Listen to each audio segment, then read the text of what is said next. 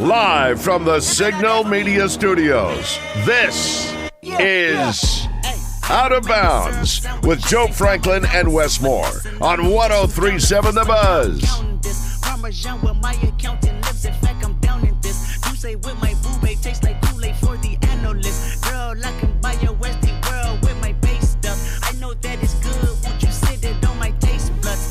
We got off to a really good start. We made big plays and we were aggressive with it. And I was really happy. That tells me that our players it was very important to them. They really took to what our first series was going to be and studied it and worked on it and were ready to go out and play. And then we got a little bit of complacent, so we didn't finish the scrimmage the way you would like to finish it. We've got to have a little bit more killer instinct, aggressive, and go for it. And it was a good long scrimmage, so it challenges you both mentally and physically. And I thought that we met the challenge in probably 3/4 of the scrimmage. Good press conference from Bobby Petrino this morning. What's up, everybody? Glad you're with us. Wess Moore, Joe Franklin. It is Out of Bounds. Glad you're with us. Let's talk a little Razorback football. Coach Petrino, some good nuggets in his press conference today. At one point, he was discussing interceptions, and he said he wasn't too concerned about interceptions during the fall camp. He said this is a time for them to learn. I never thought about it this way, Joe, but he said, there are routes these guys need to learn. These quarterbacks, individual quarterbacks, need to know, can I make that throw? Can I fit that ball in that tight window? Can I squeeze this in there? The time to try that is not in a game on 3rd and 8 with the game on the line. You try that, you experiment a little bit during fall camp, and sometimes you get it picked off and you realize that's not a throw I can make. And hopefully they learn from it and don't try to make that throw in a game. That makes perfect sense, that now's the time to work out those kinks. And even early in the season, we know that there'll be some kinks still, but that's a luxury of some of these early practices and just getting better as it goes on. And even when you get into a game setting, because game speed is different from practice speed. So at the beginning of the season, seems like everybody may be a little bit off until they kind of get into the flow of the game, maybe midway first quarter or into the second quarter, but it takes time, and that's something that's always important in football is timing. I'm guilty of it, and I see it. We're watching clips of practice, and a quarterback throws an interception. You're like, oh, God, oh, no, that's not good. He can't be throwing interceptions during practice. If he's throwing them during practice, what's he going to do during a game? And so it was kind of eye-opening for me when I heard Petrino say that, and I was like, you know what, that makes perfect sense. He was very honest, I felt like. He said that we're not there. The offense isn't there. We're still learning. We're still installing. We're still going over second installs. We've got work to do. We're trying to figure out our identity. And I was like, you don't know your identity yet? No, we still got time. And he wasn't concerned about it at all either. He was like, we still have time to figure out what our identity is going to be. And he did his hands. If you're watching on YouTube or Twitter or Facebook, you can see me. If you're in the car and you can't see me, he had his hand about 2 feet apart. He goes, yeah, we got a playbook about like this. And I'm like, God, that's like 2 encyclopedias stacked together. He goes, by the time we get into a season, we're going to shrink that playbook in about a third. And he goes, and so we're going to figure out what we do well, what we do best, and that's going to be our identity. And we're not there yet. And he also gets input from the players. It's not just about him shrinking down what he sees that works best. He talks to Taylor Green, the quarterbacks, to see what some of their favorite plays are, and then try to implement those into the games, because those are plays that they feel comfortable with, and those are plays that they feel like they can have a lot of success with. One story on Taylor Green, he asked him yesterday, what plays do you want to work on today? And Taylor Green, the number one play that he gave Bobby Petrino was a play he hasn't been able to complete. It wasn't his favorite play. It was a play where he's been struggling. And he's thrown interceptions on this play. He's been unable to complete. He said he has struggled with this play. And when I asked him what plays he wanted to run today's practice, that was the number one play on the list. later on, Tom Murphy followed it up and said, "Hey, Coach, I'm curious, what was that play and how'd he do on it today?" And Coach kind of chuckled and said, "You know what? I'd never called that play today." So I'm sure if he called the play, he wasn't going to tell what the play was. I know. I was like, "Are you going to give us? You going to give it to us so that we can store that in our back of our mind and watch during the season and go, that's the play he was talking about." They still can't do it. But it just shows a need to want to get better, to work hard, and even if you're struggling with it, you want to work through that. And so that shows a lot. We've heard about leadership from Taylor Green, but it just shows a need and a want to get better. I'm rambling on about his press conference, and we're going to hear some of the clips, and I may be repeating what he's saying. But there was a good piece about Taylor Green, and, it just made me think quarterback whisperer. That's, we hear about Petrino and the success he's had with quarterbacks, but Taylor Green came to Arkansas throwing from a lower arm slot than Coach Petrino liked. He said he's 6'6", 6'7", and he was throwing it at times that made him 6 foot tall. He said you got to take advantage of what you have, and what you have is a tall quarterback. And so they worked with him in the spring, and then he took that and worked on it all summer of changing the motion where he throws to where now he's throwing over the top as like a big, tall quarterback should. And he said what it's done is helped his accuracy. And I'm one of them. I saw what he did at Boise, and the numbers that he put up, not great. But Coach Petrino, by changing his throwing motion, feels like and has seen his accuracy go up. So that was encouraging to hear from Coach Petrino. I didn't get through listening to it and going, oh, they're about to light the world on fire. I'm going from 6 wins to 7 wins now. No, it wasn't that type of press conference, but it was a lot of good information, and it was just good to hear from. You could tell how happy he is. He was asked about the NIL. One of the reporters asked him, said, back in the spring and when you were hired, you were asked about NIL, and you said you weren't really involved in that. That's more for the head coach and the athletic director. And he said, now that you've been here for a while and made your connections and got used to where you are you more involved in NIL and raising money and doing that? And he's like, That's not my job. Coach Pittman has done a great job of going out and raising money for the program, and we've got the organization that does that, and Hunter is all over that. I get to coach offense. I get to be the offensive coordinator. And he said, guys, the best part of my day is when I get to go in that room and talk with the quarterbacks and watch film. That's my favorite part of the day. And the alarms just went off in my head, and it was like, he is so happy being an offensive coordinator. He is happy being an offensive coordinator at Arkansas. I don't think – and look, it could happen, but I feel like Coach Petrino is not here for 1 year. I feel like if they have the success that they feel like they're going to have, Coach Petrino will be back as an offensive coordinator next year. That he's not just waiting for the next head coaching job to open up. He's not waiting for the next big offensive coordinator job to open up. I feel like he's truly happy in Arkansas, and this is not a 1 year deal.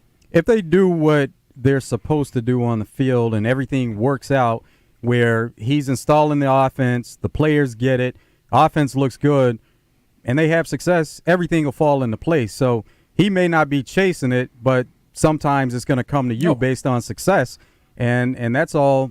He loves offense. So as a head coach, he's still taking on the role and the duty of being that offensive coordinator with all the other responsibilities. Now he's able to just concentrate on that. Yeah, they shock everybody and go 10-2, and the offense puts up like 45 points a game. Somebody's going to come knocking, and it may be for a head coaching job, and they may make it very tough for him to turn down.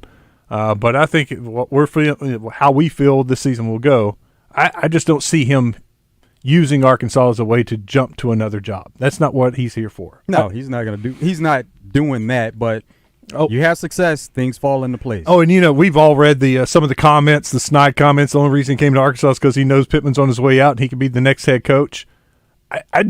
You listen to this press conference, that is not at all what he's thinking. I do not get that impression. He is so happy doing what he's doing as the offensive coordinator that's not on his radar. Well, think about the turn that it took, though, how it ended, and now the fact that he's back, he's happy in that sense just to be back. He's happy to be back at a place that it seemed like It was never going to happen that way. Like, there was nobody that would have ever imagined Bobby Petrino being back at Arkansas. So he's happy to be here. I got to digging after listening to the press conference, and I looked it up. Arkansas averaged 26.6 points per game last year, which was honestly more than I thought. You know, you had that bad taste in your mouth after the Missouri game and the Auburn game, Mississippi State game, some of those games at the end of the season. You just felt like the offense was atrocious last year. They averaged 26.6 in this day and age is not good. It still needs improvement. But then I was like, the defense scored a lot last year. And I looked it up. The defense scored 5 touchdowns last season. They had 4 pick sixes, a fumble return for a touchdown, and then you had Satania with the punt return for a touchdown. So you had 6 special teams or defensive touchdowns. That's 42 points. And when you take that away from their total last year, the offense scored 23 points per game. This season,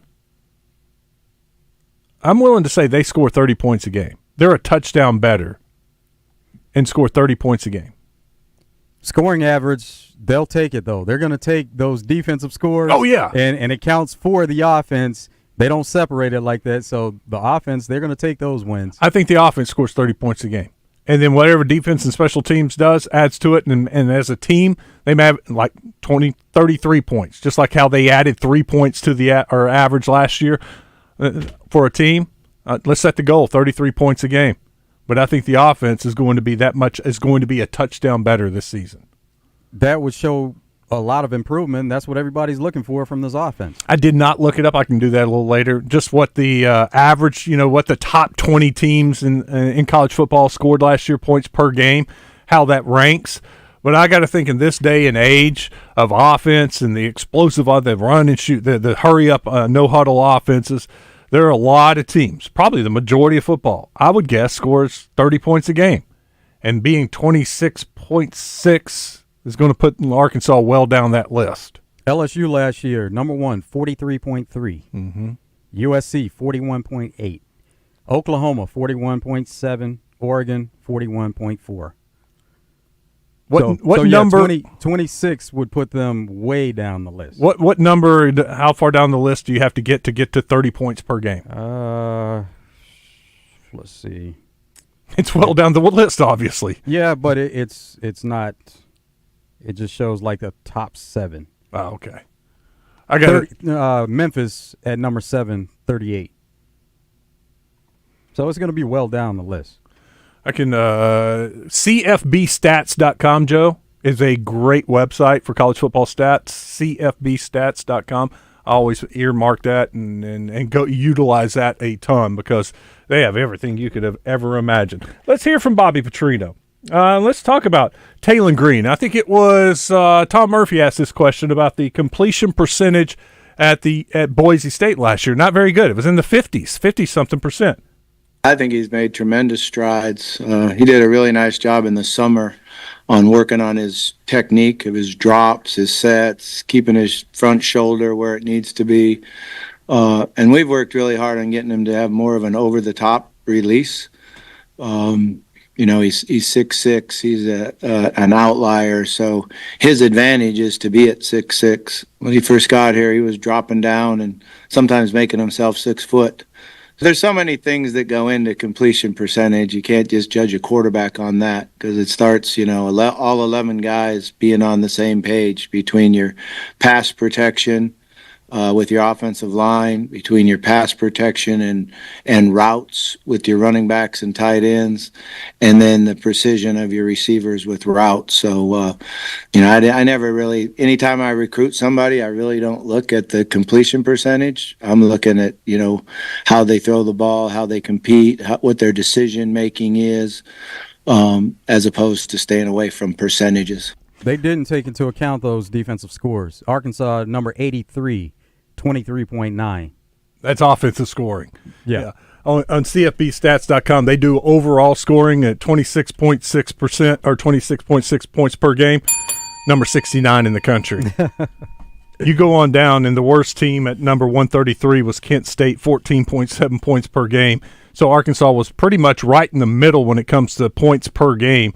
You get to 30 points per game, that puts you at number 48 in the country. Georgia Southern had 30.2 points per game. So you had close to 50 teams in college football averaging 30 points a game. Almost half, let's say 45% of the teams had 30 points per game. Arkansas needs to make that leap, score another touchdown per game this season to get up there to where they're competing and able to score with everybody else. Coach Petrino talked about the completion percentage, said, you know what, and he said he doesn't look that much into it, and he went on to say why. It's because, look, there's so much that is in a play that decides if the ball is completed, and it's not just an accurate throw. A, you got to have protection. B, the receiver has to run the right route. And then C, the quarterback has to put it on the money, and then D, the receiver could drop it, right? It could be a good throw, and the receiver just flat out drops it. So he said percentages for a quarterback can be misleading, and that's not something he uses to recruit a quarterback or deciding if he wants to recruit that quarterback. And speaking of blocking and giving that quarterback time, Coach Petrino discussing the offensive line. Took us a little while, longer than I thought. I thought we would just take right off from spring and keep going where we were when we left off because we felt good about our ability to run the ball. We felt good about our pass protection. But then when you look at it, that's a really, really experienced, talented defensive line. And they were just ahead of us when we got started. But we're catching up. We've had some really good practices. We did a good job in the scrimmage. Our pass protection guys are working together, and we've improved running the ball with power, and that's what we need to do. And JJ is a really good running back. Our Dub's really good. Got Big Braylon, the freshman. Rodney's helped us a lot with different aspects. He's a little bit different flavor than everybody else. And then Reed's done a nice job here. It took him a while too. He was a little out of shape, really. Not really. I don't know if it's out of shape or just not ready for the intensity of Division I football practice, but he's caught on pretty quick.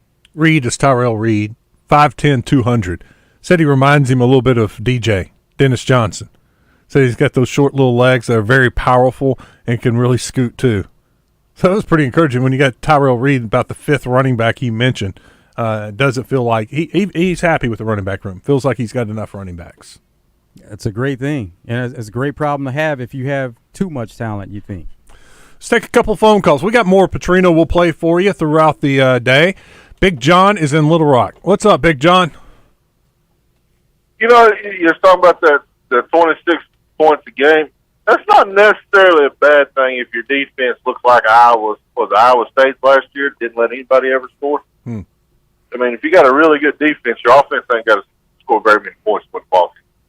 Yeah, and Iowa runs a slower-paced offense that shortens the game and means less possessions that their defense is out there on the field. That helps them a lot. That's a team philosophy.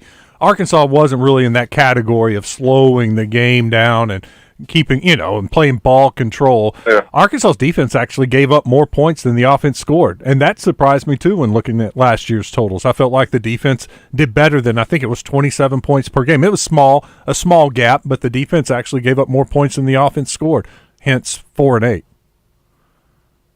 Yeah, that's what I was saying, though. I mean, if your defense shows up and shows out, your offense sucks, they still win football games. A lot of ways to win a game. Championship. You're right. You can win it by defense. You can win it by offense, and sometimes the special teams will win the game. But hopefully, all three phases are playing well, and it's a total team effort. Well, we can't get any worse. Well, I guess we could, but I mean, we're already Vanderbilt's little brother. I feel like. Big John, thank That's you. how it's been. Anyway. DJ's up next. He's in North Little Rock. What's up, DJ?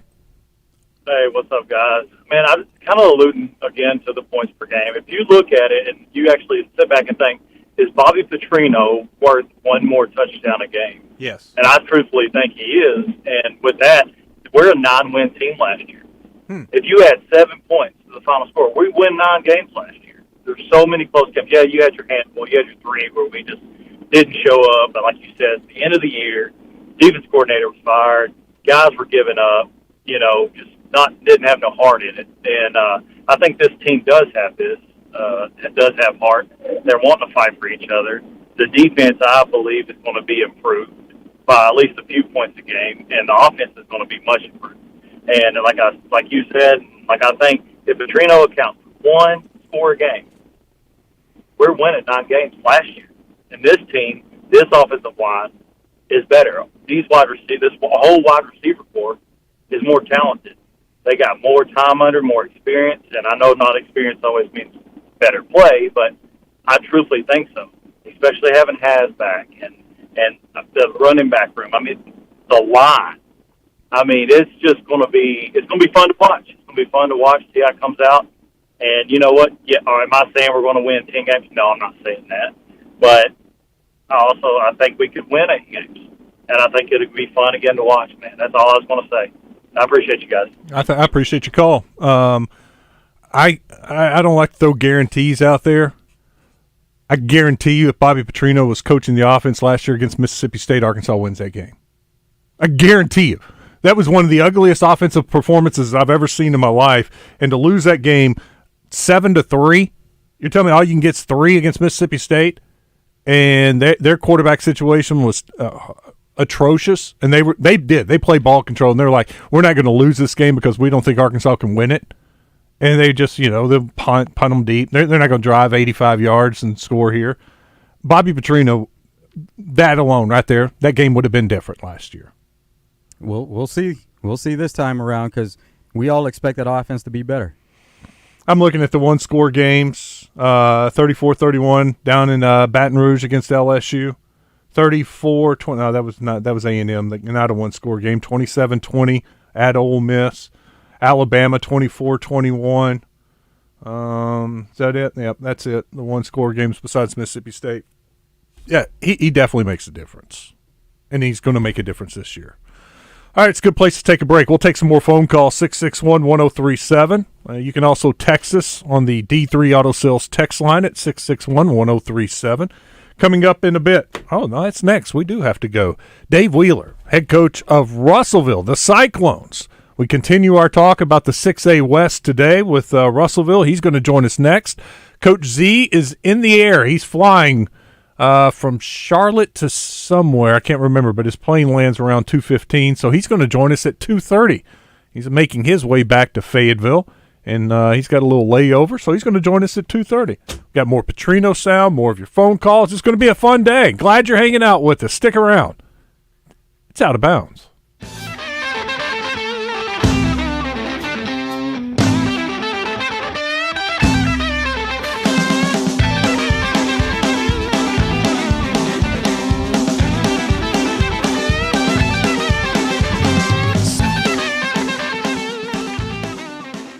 The Zone Hotline on 103.7 The Buzz is presented by Jim's Razorback Pizza with 2 locations, Highway 10 past Taylor Loop and just off the Morgan Maumelle exit.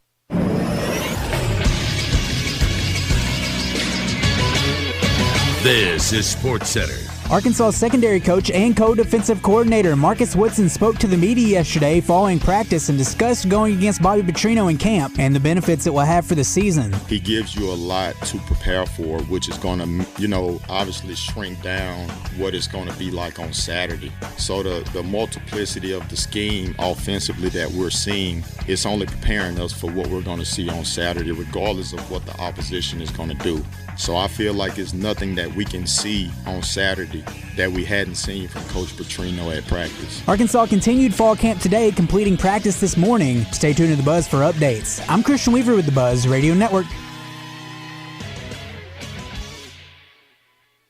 Fellas, Clint Sterner here. If you've noticed a lack of energy, motivation, and drive, it could be low testosterone. Don't wait. Get checked by the experts at Low T Center. They have over a decade of experience helping patients achieve life-changing results with testosterone therapy, or TRT. And for established patients, they offer the convenience of physician-monitored at-home TRT with advanced personalized plans that include both lab testing and self-inject medication. So if you need the convenience of at-home treatment, Low T Center's where it's at. They make it easy, shipping directly to your door. Go to lowtcenter.com now to book your appointment online. Low T Center, reinventing men's healthcare. Make this summer one to remember by stopping by Arch Marine in North Little Rock. Arch is all about creating fun on our lakes and rivers. You have to come by and see the new 2024 G3 Tritoons, the hottest and coolest ride out there. We're easy to find. Take the Levy exit.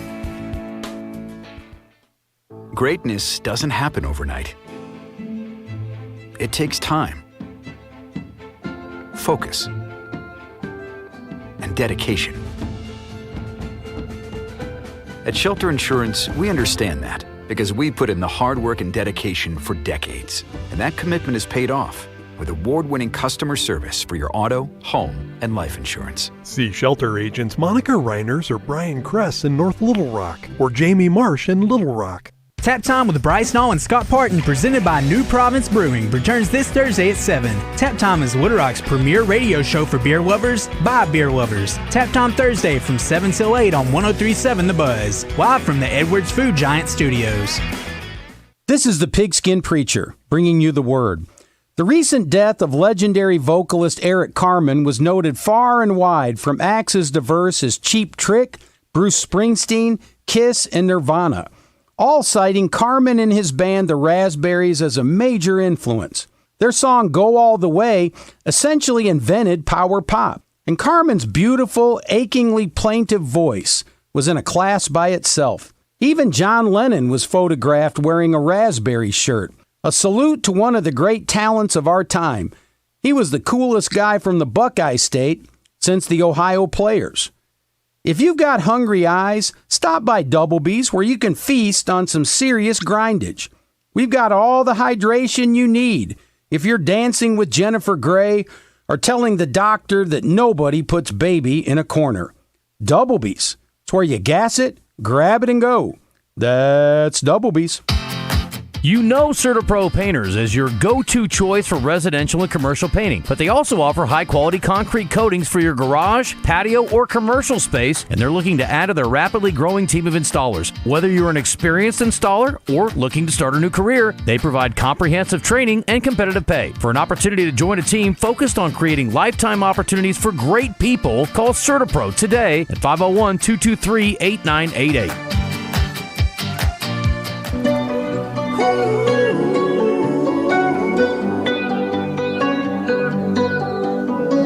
Every time you come around, you know I can't say no. Every time the sun goes down, I let you take control. Welcome back. It is Out of Bounds.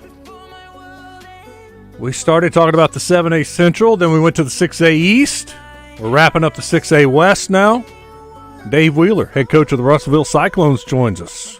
Coach, how are you? Welcome to Out of Bounds. Oh, hey, great. I'm doing great. Glad to be on. You know, it didn't hit me until we started going down and previewing all the teams and the conferences in the listening area. 6A West, it's basically you and Lake Hamilton and a bunch of Northwest Arkansas or Northern Arkansas teams.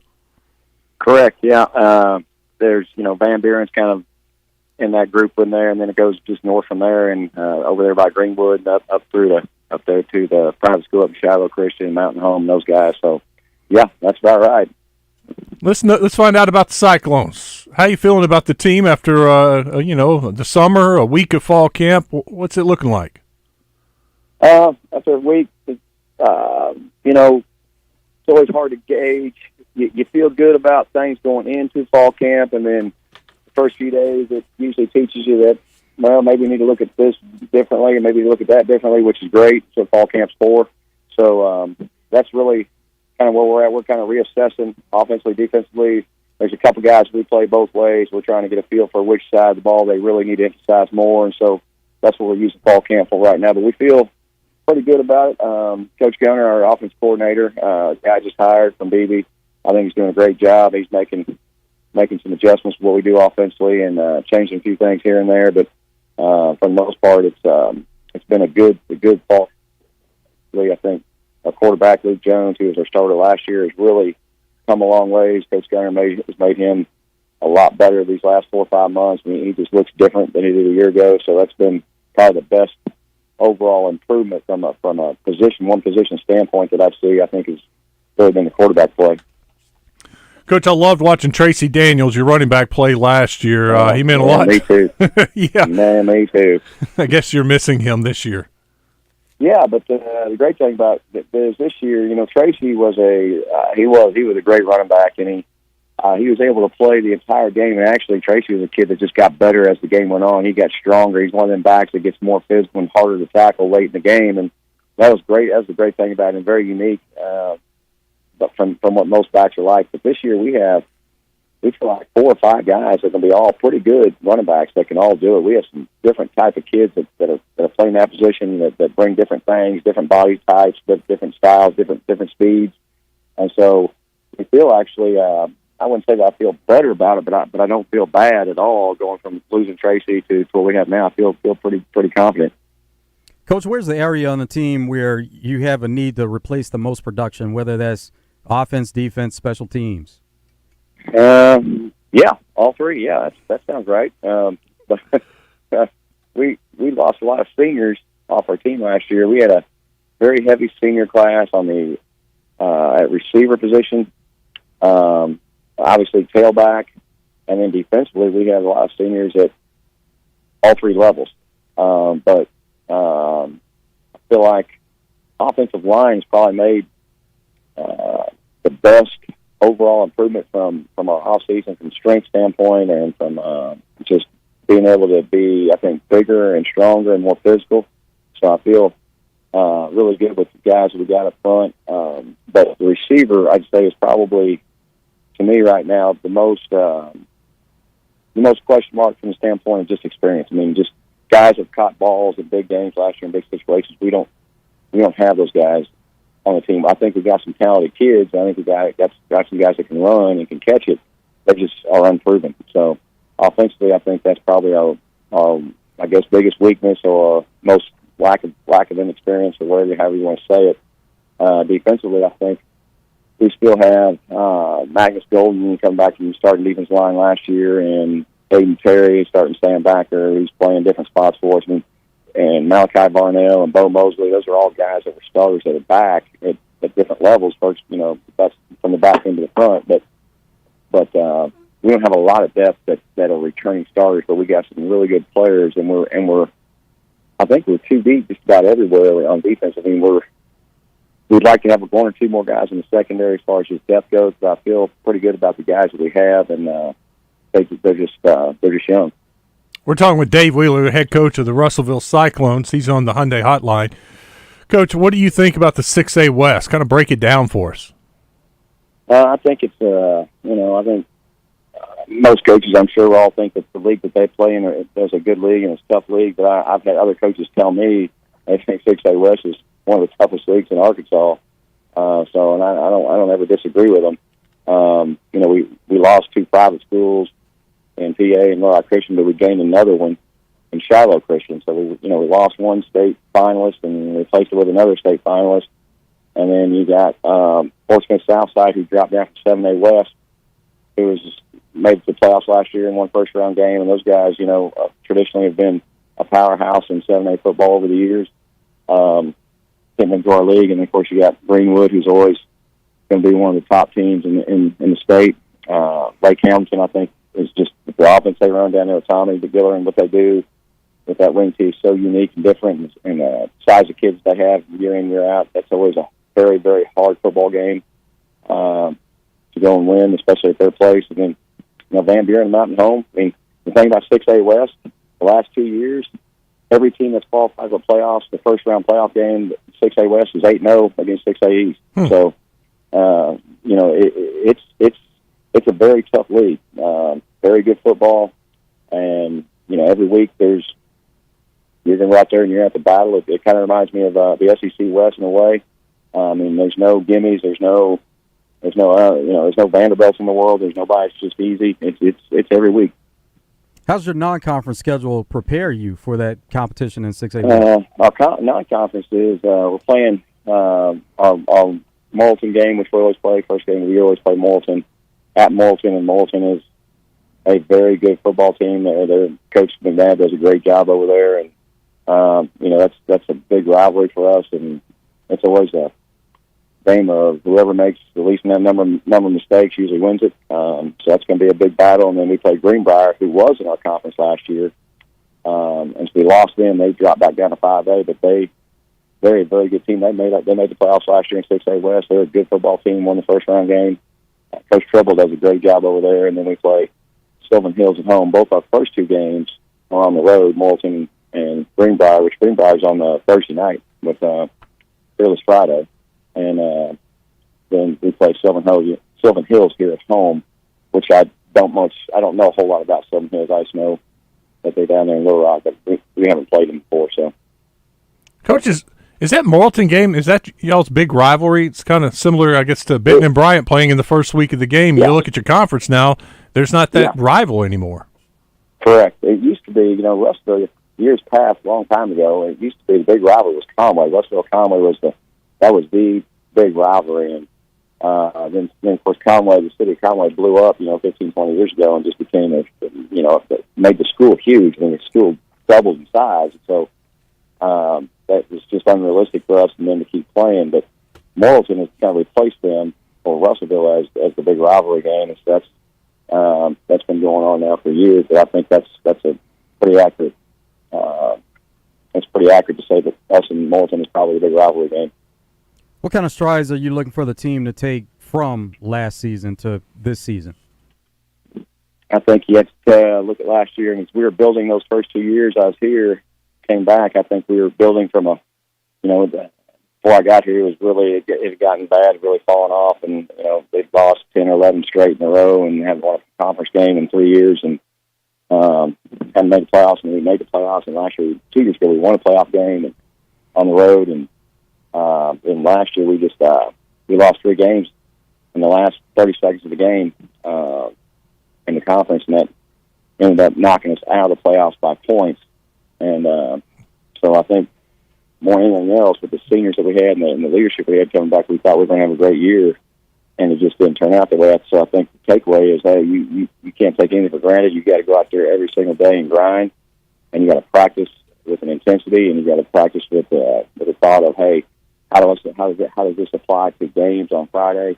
Every drill we do, and that's what we emphasize with the coaches in the off season about, hey, we got to really emphasize things that matter in games and take that to the field on Friday nights, and that's what we're trying to do. And I hope that our kids will be the same way. Coach, before we let you go, I got to ask you, how's Billy Dawson doing? If you ask him, he'll tell you he's struggling poor. But let me tell you, dude, that Billy's a Baptist preacher, so he lies a lot. So he's doing great. Dude, I know he's working for his brother, and I know he's making good money, and he's enjoying what he's doing and loves what he's doing out there. So on the turf, getting to talk to coaches and ADs all the time, and run around the country, and gets to watch practice for 20 minutes, and gets to leave. Doesn't have to worry about it. So I think he's enjoying life, and I know he is. I talk to him quite a bit, so still, but and I love the guy, but I think he's having a great life. Well, that's good. He deserves it. And tell him I said hello. I need to catch up with him. No doubt about it. Well, Coach, it was good to catch up with you. Best of luck to the Russellville Cyclones this year. We'll be keeping an eye on you, and I'm sure we'll talk to you later in the season. Okay, I appreciate it. Thank you. Thanks, Coach. Dave Wheeler joining us on Out of Bounds on the Hyundai Hotline. Got some probably some scrimmages this week, some internal team scrimmages for the high school kids. Then next week is the benefit games, and then the following week, Fearless Friday. 17 days away from the start of the high school football season. 16 days until the Razorbacks kick off at War Memorial Stadium. Traylon Burks, 16 days.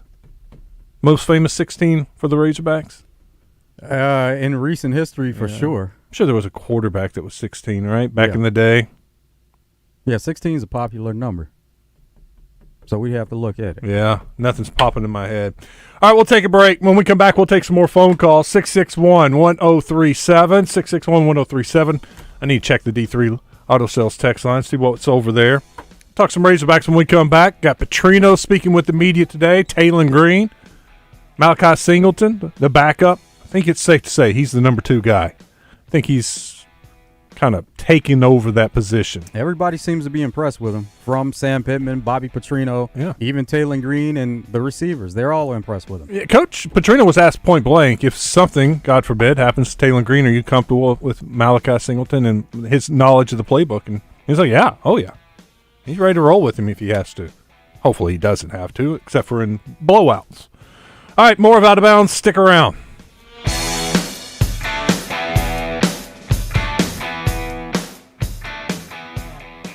It's the fall kickoff sale at Hunter's Refuge in Whitehall this Wednesday through Saturday. Save up to 75% off during the outside tent sale. Shop some of your favorite brands like Columbia, Drake, Birkenstock, Hey Dude, Vortex, Smith & Wesson, and more. Store-wide savings Wednesday through Saturday on back-to-school items, hunting gear, archery, and firearms. With any bow purchase, get a $100 shopping spree. Register in-store to win 2 $1,000 shopping sprees. Visit huntersrefuge.com to see the complete list of sale items.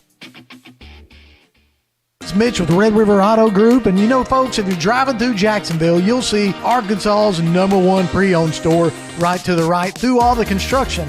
My parents have been there running that thing for over 40 years, and my dad, Dennis Ward, is there every single day. If you want a great deal on a low-mileage pre-owned vehicle, you're going to want to check them out at redriverpreowned.com. Take that easy exit at the Gregory Street exit, then you turn right, go around the store, and go through the back of Guadney Chevrolet, slip in the back, you'll find us at Red River Pre-Owned. But either way, we're the easiest buying experience you'll find. Getting quality employees to fill positions in your company is essential, but finding those people can be a major hassle, unless you use ZipRecruiter. ZipRecruiter makes finding quality people a breeze. And right now you can try it for free at ZipRecruiter.com/free. With ZipRecruiter, one click sends your job to hundreds of top job sites. But more than that, ZipRecruiter's advanced technology identifies the candidates with the skills you need, sends you a list of great matches to review, then actively invites them to apply for your job. And the results speak for themselves. 4 out of 5 employers who post on ZipRecruiter get a quality candidate within the first day. That's right, the first day. Now you can focus on your business and let ZipRecruiter do the work finding the best people for you. See for yourself. Experience the ease, efficiency, and power of ZipRecruiter for free. Just go to ZipRecruiter.com/free. That's ZipRecruiter.com/free. ZipRecruiter.com/free. Whether you own a local business or a global one, you're always looking for ways to position your operation to create opportunities and move on them faster. With Bank of America, you get access to experts, award-winning insights, and business solutions so powerful, you'll make every move matter, locally and globally. Visit bankofamerica.com/banking for business to learn more. What would you like the power to do? Copyright 2024 Bank of America N.A. O'Reilly! Did you know 1 in 4 car batteries is weak and needs to be replaced? O'Reilly Auto Parts will test your battery for free in or out of your vehicle. We can help you find the best battery for your vehicle and budget. O'Reilly Auto Parts has batteries starting at just $79.99. Get your battery tested for free today at O'Reilly Auto Parts. O'Reilly Auto Parts. This is Pat Bradley reminding you that we only have a few weeks left for the Alcoa Community Federal Credit Union Summertime Auto Loan Special. Don't miss out on this one-time per-year offer that ends in a few weeks. Rates as low as 1.99%. No payments for 90 days and up to 84 months financing. Offer valid on 23 or 24 models for new purchase or refinance your current auto loan. Only a few weeks left. Apply today at alcoacommunityfcu.org. Serving Saline, Grant, Garland, Hot Spring, and Perry counties. Injured? There's only one number you need to know. 888-8888. At Rainwater Holton Sexton, no case is too big and no insurance company too strong. Just dial 888-8888. Responsible attorneys Michael Rainwater and Bob Sexton. ABC Supply presents Shannon Lynn, our favorite musicologist, when he joins Morning Mayhem. ABC Supply in North Little Rock, let's get your job done together. For location and product information, find them online at abcsupply.com.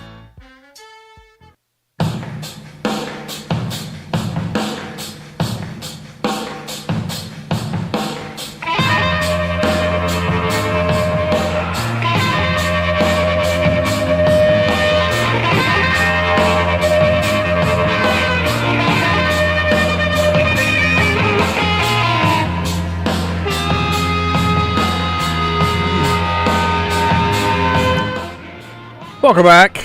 Joe Franklin, Wess Moore, Out of Bounds. Let's check out the D3 Auto Sales text line. You can jump in here right now if you want to. 661-1037. From the 870. How much of that 23 points per game Arkansas average last season was Cam Little? Looked up his field goals. Cam Little was 20 of 24. 20 times 3 is 60. 12 games, 5 points a game. Cam Little. Wow. So that left the offense. And look, the offense drove down there sometimes, just couldn't punch it in, and Cam Little came in and had a little chip shot. But, yes, he was responsible for about 1/5 of the production. So there's two ways to look at it.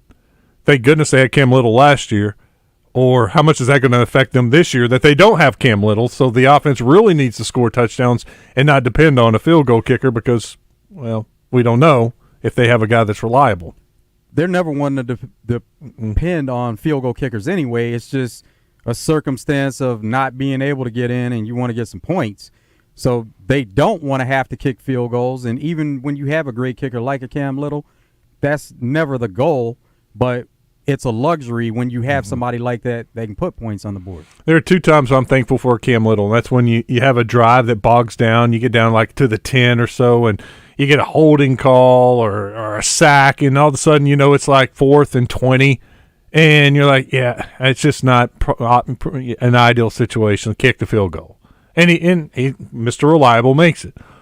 Or you get around the 35, 40-yard line and the drive stops, and you got a guy that's reliable from 50 yards and kicks you a field goal. That feels like a bonus 3 points when you get one of those 50-yard field goals where you move the ball but just weren't able to keep the drive going, and you still get some bonus points. That's what I think the kicker's ideal for.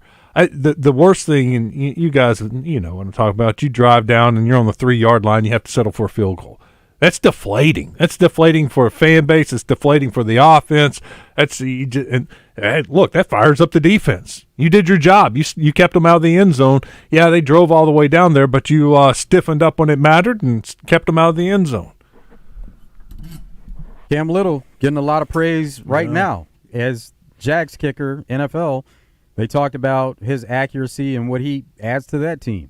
What do you have, 3 or 4 field goals this weekend? He missed one, and it was like 50-plus yards at the end of the half. It was a long attempt, he made all the rest. Yeah, they just talked about how powerful his leg looks in going through those kicks. I can't remember if he was 4 or 5 or 3 for 4, but, yeah, they were very happy with him. This one comes from the 501. Petrino's teams at Arkansas, back when he was the head coach, averaged 22 points a game, 36 a game, 36.4, and 36.7. So once he got rolling, they were averaging 36 points a game. They can do better than 22 this year. All right, from the 501. This Jordan Childs saga, why don't they just give bronze to the other girl and move on? That would be ideal, but it seems like they made their decision. They're going to stick to it. And they say the difference is 4 seconds, that U.S. had a certain amount of time to appeal it, and they were 4 seconds late. And so that's why now they've reversed the decision to say that they got their appeal in late, and so they're going to go back and reward bronze to Romania. But it's still unclear. This is something they were talking about last night. It's still unclear as to whether Jordan Childs will have to return the actual medal, but she just won't be rewarded or awarded the in the standings when you see it, the stats all time. She just won't be in there. She won't be in the record book. It's kind of like Ohio State in the Sugar Bowl. Yeah. They forfeited their victory. But you know what? The experience, although their fans and their players, they remember the victory. Yes. Yeah. And I think it's the same with Jordan Childs. She'll always remember winning that bronze medal, even though she may not be in the history books for winning it. And that medal's like $13. It's taken an effect on her also, because she said that she's removing herself from paying attention to social media right now just for her mental health. She doesn't want to see the comments, whether they're positive or negative. She wants to take a step back and not even pay attention to it now. Okay, so you'll have to catch me up. I thought they had talked to the whoever they appealed it to, and they had decided to give it to the Romanians because they didn't judge it right. Some added vault or added jump or something in her score. So then they reversed course and decided not to, and now they're coming back and saying the U.S. appeal was 4 seconds too late. So now they are going to give it? I'm confused about the timeline, I guess. Because they're talking about the appeal being 4 seconds too late. Okay, so the U.S.'s initial appeal was what got her awarded the bronze. Right. And then Romania appealed that, and they looked at the timeline, and they said that U.S. didn't appeal it on time. And so when the committee went back to look into it, they kept mark of the time which Romania sent to them, and they did determine that it was turned in 4 seconds too late. That seems cut and dry. Too late. That's kind of where they are with it. Okay. I don't have a problem with that. I don't see any drama in it. The drama I thought that was messed up was Romania and the other girl who they penalized for stepping out of bounds, and she didn't. And they even showed the replay on the telecast and pointed out that was wrong, that she had points deducted and penalized for going out of bounds, and they showed her heel never touched the ground, that she was on her tiptoes, and that she shouldn't have been penalized, and that would have put her in third place. And they should have appealed that, and they never did. Well, see, that becomes something that happened after the fact also. Yeah. Like, if you see it, you have to appeal it. And so you have a certain amount of time, and they missed that time slot, so bad, so sad. And speaking of where they could possibly award both of them bronze medals, which would make a lot of sense, there was an American that in high jump, and we saw this happen in previous Olympics, where you have two competitors at the end, and they can't make it over the last hurdle, whatever that height is, and they discussed it, and they decided to share gold. This happened again this time around, but it was clear that I think the American, he led the charge in saying, we don't want to share gold, and he lost, and he got silver. So U.S. could have had another gold there had he agreed to share gold. I respect that. And they no couldn't ties. They couldn't make it over a certain mark. So then what they do is they come back down to the previous mark that you just cleared. And if they keep going, of course, they'll probably agree to tie. But those guys are so worn out by trying to get over that really high mark that even when you bring it back down, it takes a couple of attempts before they even clear, because it came down to the last attempt where the gold medalist, he cleared it and won. But Shelby McEwen is who didn't agree to it, and he got silver. All right, coming up in hour number 2, we got the Razor Hog update brought to you by Bradford Marine and ATV. We're going to hear from Coach Z. We got more from Coach Petrino, and we'll hear from the quarterbacks. Taylon Green. Good to hear him talk today. Hour number 2 is next. If you don't already have the Bet Saracen Sports Wager app, download it today from the app stores or go to BetSaracen.com. Bet Saracen is Arkansas's favorite sports betting app. You know CertaPro Painters as your go-to choice for residential and commercial painting, but they also offer high-quality concrete coatings for your garage, patio, or commercial space, and they're looking to add to their rapidly growing team of installers. Whether you're an experienced installer or looking to start a new career, they provide comprehensive training and competitive pay. For an opportunity to join a team focused on creating lifetime opportunities for great people, call CertaPro today at 501-223-8988. What's up, fellas? Clint Sterner here. Look, if you're only middle-aged but wondering why it seems harder to keep up, you're not alone. It may be caused by low testosterone. Testosterone therapy, or TRT, can help you get back to living your best life, but not just any TRT. Not those websites offering only basic treatments and at prices that sound too good to be true. See the provider specialist at Low T Center. They offer advanced personalized treatments with over a decade of experience. At Low T Center, you'll start with a simple test and get your results back in about 25 minutes. So go to lowtcenter.com to book your appointment online. That's lowtcenter.com. Low T Center, reinventing men's healthcare. The countdown is on. 16 days until Razorbacks football. On your home for the Hogs in Central Arkansas. 103.7 The Buzz. Buzz News with KARK's Claire Kreitz. Members of Arkansas community organizations delivered letters to the Arkansas Democratic and Republican parties focused on Medicaid, Medicare, and the Affordable Care Act. The campaign is urging lawmakers to oppose cuts to Medicare and Medicaid and efforts to repeal the Affordable Care Act. It also asks elected officials to make an effort to expand these programs to cover more Arkansans. Officials with the Metropolitan Emergency Medical Services, or MEMS, say over the past few months they've responded to more than 100 calls due to extreme heat. MEMS says the calls have been from a variety of people, all suffering heat exhaustion or heat stroke. Earlier this month, the United States Health and Human Services Secretary said the rise in temperatures has led to a public health crisis. MIMS reminds people to drink plenty of water and take breaks from the heat. This is Claire Kreitz for the Buzz Radio Network.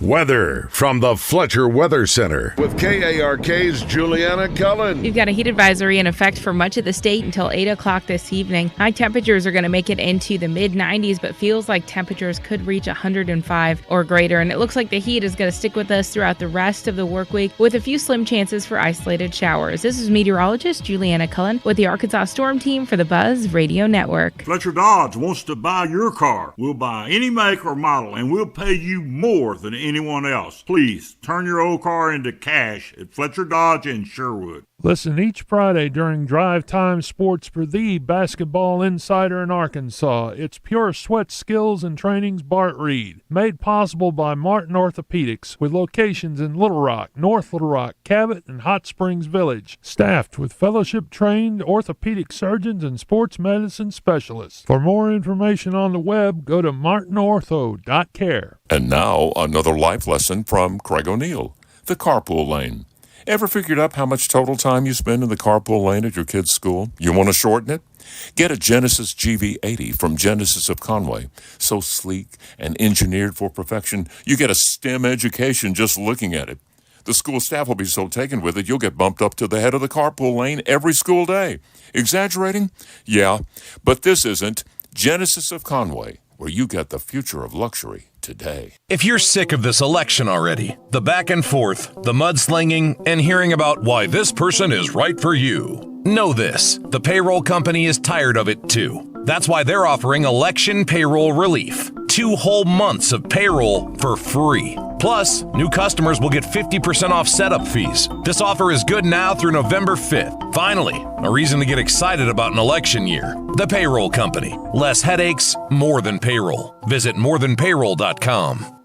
After 30 years of doing knee and hip replacements, Dr. Mitchell Scheinkup thought there had to be a better way, and that led him to regenerative medicine. I was one of the first orthopedic surgeons to do it. Now, after 20 years of successful orthobiologic treatments, lots of clinical data, research, and teaching, Dr. Scheinkup is National Medical Director at QC Kinetics. They've done an amazing job of becoming the most significant orthobiologic and regenerative medicine practice in the United States. QC is so far ahead of the game in its science, its protocols, its people, its facilities. So if you have chronic pain from arthritis and you want to avoid drugs and surgery, call the experts in this revolutionary field, QC Kinetics. To give patients real lasting relief from pain, that's what I live for. That's my mission. Get your free consultation now. Call QC Kinetics. Call QC Kinetics, 501-222-8440. That's 501-222-8440. 501-222-8440. And ESPN Radio Extra Point with Chris Carlin. Who scares you on the Cowboys offense besides CeeDee Lamb? No one. This is the problem. No one.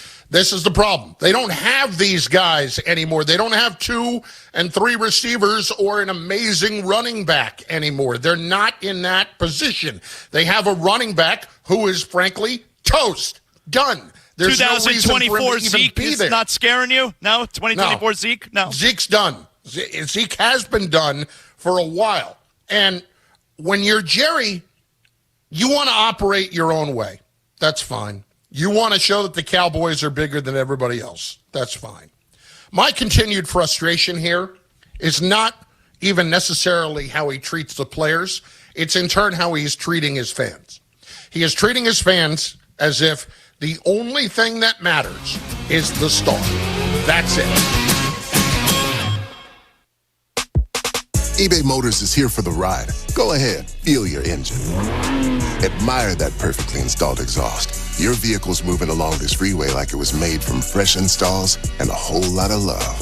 With eBay Motors, you get over 122 million parts to keep it running. And with eBay Guaranteed Fit, they'll be the perfect fit every time. Plus, at these prices, well, we're burning rubber, not cash. Keep your ride or die alive at ebaymotors.com. Eligible items only. Exclusions apply. Life insurance. Why are you putting it off? Can't afford it? Too much hassle? Think you don't need it? There's lots of excuses for putting off life insurance. But if you weren't there, who would pay the mortgage and other bills? With Ethos, you could be covered in 10 minutes and boom, family protected. Ethos, fast and easy online term life insurance. Up to $2 million in coverage with no medical exam. Some policies as low as $1 a day. Answer a few health questions and get your free quote at getethos.com. That's getethos.com. Live from the Signal Media Studios, this is Out of Bounds with Wes Moore and Joe Franklin on 103.7 The Buzz.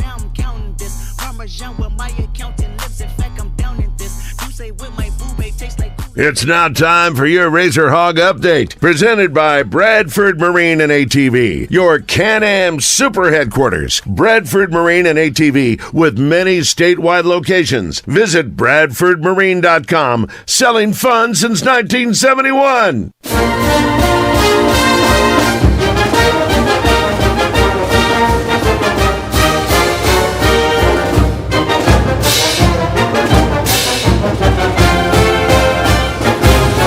I haven't even looked back at what they did last year or how they were utilized or anything. When I got here and we were able to get on the field and you saw the talent that those guys had, then it was just about, okay, how do we get them the ball?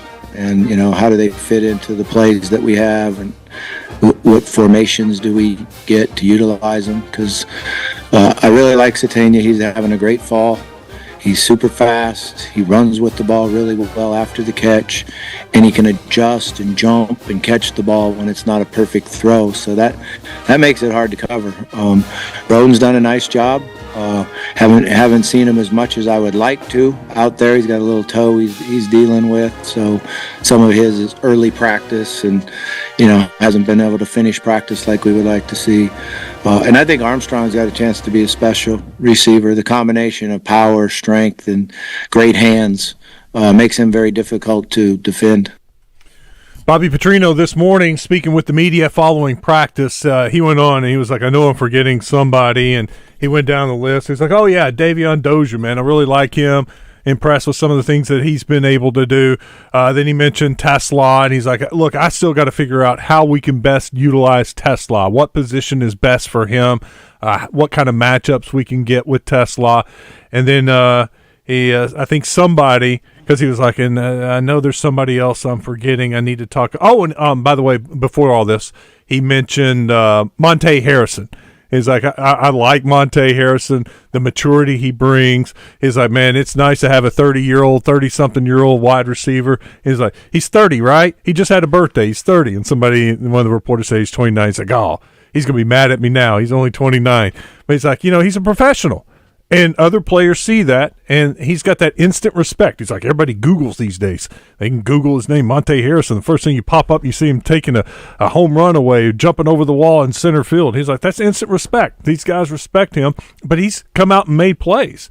He's a big-bodied wide receiver, and he's going to help us this year. And he was going down the list, and he's like, I know I'm forgetting somebody. And one of the reporters said, C.J. Brown. And Coach got that little, that Bobby Petrino kind of smile. It's not big, but that lip just kind of curls up a little bit. He's like, yeah, C.J. Brown, he's doing some good things. C.J. Brown's going to help us. C.J. Brown's taking advantage of the playing time with these guys being out, and we've liked what we've seen out of C.J. Brown. He said the one thing he's got to learn is to get into better shape. And he's like, he's not in bad shape, but he just gets worn out on the field. And this isn't high school. This is SEC football. He's got to be able to last a little bit longer and stay out on the field a little bit longer than instead of just running out after a couple plays, catching his breath, and then coming back in there. So he was high to praise, but he would also point out some flaws from here to there on some of the players of what they need to do. Always high on receivers, and the thing is, he's going to get these guys on the field. If they show something to him, he's going to get them on the field because they run multi-receiver sets, and they can contribute to this offense. And that's one of the things that DJ Williams has said, that he's going to have packages for different guys. He's going to find out what they do really well and take advantage of it and put them in the game, and it may be for just a special package, special play. he's going to take advantage of their talents. And I heard that over and over today, whether he was talking about a wide receiver or the 4 or 5 running backs that he has, how they can utilize them in different roles. And he also did a roll call of the tight ends. And he feels good about 4 tight ends that they can roll those tight ends. Not just Luke has, but Luke is special, and he knows what he has with Luke, and was very complimentary of his offseason of getting bigger and stronger and becoming a better blocker. But Ty Washington, he was high on. Even mentioned the transfer, was it Plasky, the big tight end, that he has been coming on strong. And then Varkese Gums. He's like, man, these are good receivers, good hands, and they're getting better in blocking. And he's like, that's another thing we got to figure out, how we're going to have these different packages with how many tight ends do we want to have out there at one time? Because then you have to take off a receiver or an extra back. That's just a whole lot of different tools that he has to work with. Well, as he mentioned, that playbook is big, so they're going to find what works. Let's hear Coach Petrino, backup quarterback situation, Malachi Singleton. I don't think we'll ever know how good Malachi is until they have to tackle him.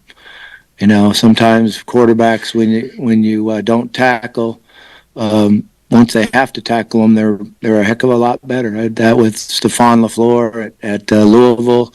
Lamar Jackson, we actually put a rule in that when he ran, you had to tackle him, just so his teammates could see how special he really was. How often does that happen? You have a running quarterback, your starting quarterback. Guys, we want you to try to tackle him. Never. No. All right, we'll hear more from Bobby Petrino and Taylon Green a little bit later. We'll take some phone calls now. 661-1037. Stat is in Conway. What's up, Stat? Hey, fellas, how's it going this afternoon? It's good. Very good. So here's the controversy with the Jordan Childs medal. Please. The U.S. gymnastics team is now saying they have time-stamped evidence showing that they got the appeal in on time. And the Olympics are saying, we've already heard the appeal, our decision's final now. So the gymnastics team is looking to file a lawsuit in the Swiss court so that Jordan Childs can keep her bronze medal. That is a good controversy. And if I've got a timestamp saying I got it in on time, then I'm sticking to my guns, and I'm going to fight for her. Yeah, or you just expose that the Olympics are rigged, and there you go. Well, there were those who thought the Olympics were rigged when they gave her the score to jump her into third place, too. True. So Wes, now that you're in this time slot, are we going to keep Trash Talk Thursday? No. I mean, I'm not a trash talker. I mean, that's not me. Stat, you can call in and talk trash whenever you want to. Okay. Well, I'll start now with my Go Tigers. Y'all have a great day. All right, there it is. You're gone. I hung up on him before he could hang up on us. D3 Auto Sales text line. Can't wait for that LSU game. That's going to be the upset of the year. I think Brad Taylor in the 80s wore number 16. From the 501. Cam Little was 3 for 4 but missed from 62 yards. Has the leg to make 70, but hit it a little far left. From the 501, Cam Little missed from 62 yards. Thank you, guys. Wes, can someone at the Buzz ask Coach Pittman at the Touchdown Club next week why they don't open practice to the media? And can he incorporate a media practice only for every season? Can you ask him? Well, I can't, but maybe Acree can, or DJ. Only practice? You know, there were a couple, I think there were in the spring ball, a couple of those Saturday practices that were open only to the media. Yeah, I mean, most of them, if it's going to be closed to the media, you're not going to allow anybody else in anyway. Like, they're not going to be many practices that are open to fans. No, very, very few. There were a couple in the spring, but that's about it. And usually in the fall, there's nothing available. I am so anxious to see from my own eyes what some of these guys can do. That if I got the email, I think it was Sunday night, about this week's practice schedule, and I would immediately went to Thursday in Thursday's scrimmage to see if it was open. Joe, in my mind, I'd already decided I was going to drive up to Fayetteville, watch that practice because it's usually 9 to 11 or so, and then set up and do the show up there and just do Fox, my sportscast up there. That's how much I want to see them. Scrimmage, practice, whatever, for my own eyes. Because we keep talking about what we're hearing, but I want to see it, and it's driving me crazy that I can't say, man, this Taylor Green dude can really throw the ball. I saw it from my own eyes. He's hitting them right in their hands, right in the number, hitting them in the face mask where Coach Petrino wants the ball thrown. Or I can say, look, guys, he's inconsistent. He makes some really good throws, and sometimes his throws are off. It's going to be an up and down year. I'm at that time of the year. Yeah, you can't judge it off that anyway. But Coach Petrino, and you mentioned that he was realistic in what he was saying. He did mention some of that there are times that the offense looks good, but they still need to continue to get better just because you do see times where they don't look so good. Mm-hmm. 3 quarters of the scrimmage, they look good, but it's the last quarter. We got to finish and didn't finish the scrimmage. From the 8-7-0 with Cam Little making, what did I say, how many free throws, how many field goals? 3 or 4. They feel like free throws when he's kicking. He was 20. No, I'm talking about last season. Last season. He had 20 field goals, 60 points. That's 5 points a game. So that means Arkansas's offense was responsible. We're going technical here at about 18.6 points per game. Cam Little, take away his scoring. We averaged 2.5 touchdowns a game. Yeah, 18 points a game. That's 7, 14, and 4 left over. Yeah, about 2.5 touchdowns per game. That's not good enough in college football these days. Your offense has got to score more touchdowns than that. Earl says Cam Little was 3 for 4. Thank you. From 501, this is Brian. Hate to say it, but I only remember Cam Little for missing game-winning kicks against A&M. Whoa. His only game-winning attempt he had that I can remember. How about LSU in overtime that won the game? That was not last year. It was 2 years ago. Or I guess 3 years ago when he was a freshman, right? Yeah, because they played in Baton Rouge last year, so it would have been 2 years ago as a freshman. They went to overtime, and he made that chip shot as the game-winning field goal. I will remember Cam Little for the consistency and the big leg. He made 45-yarders seem like gimmies, honestly. He very, very consistent. And when you go back and look at the misses last season, and there weren't many misses, I would bet those misses were pretty long field goals.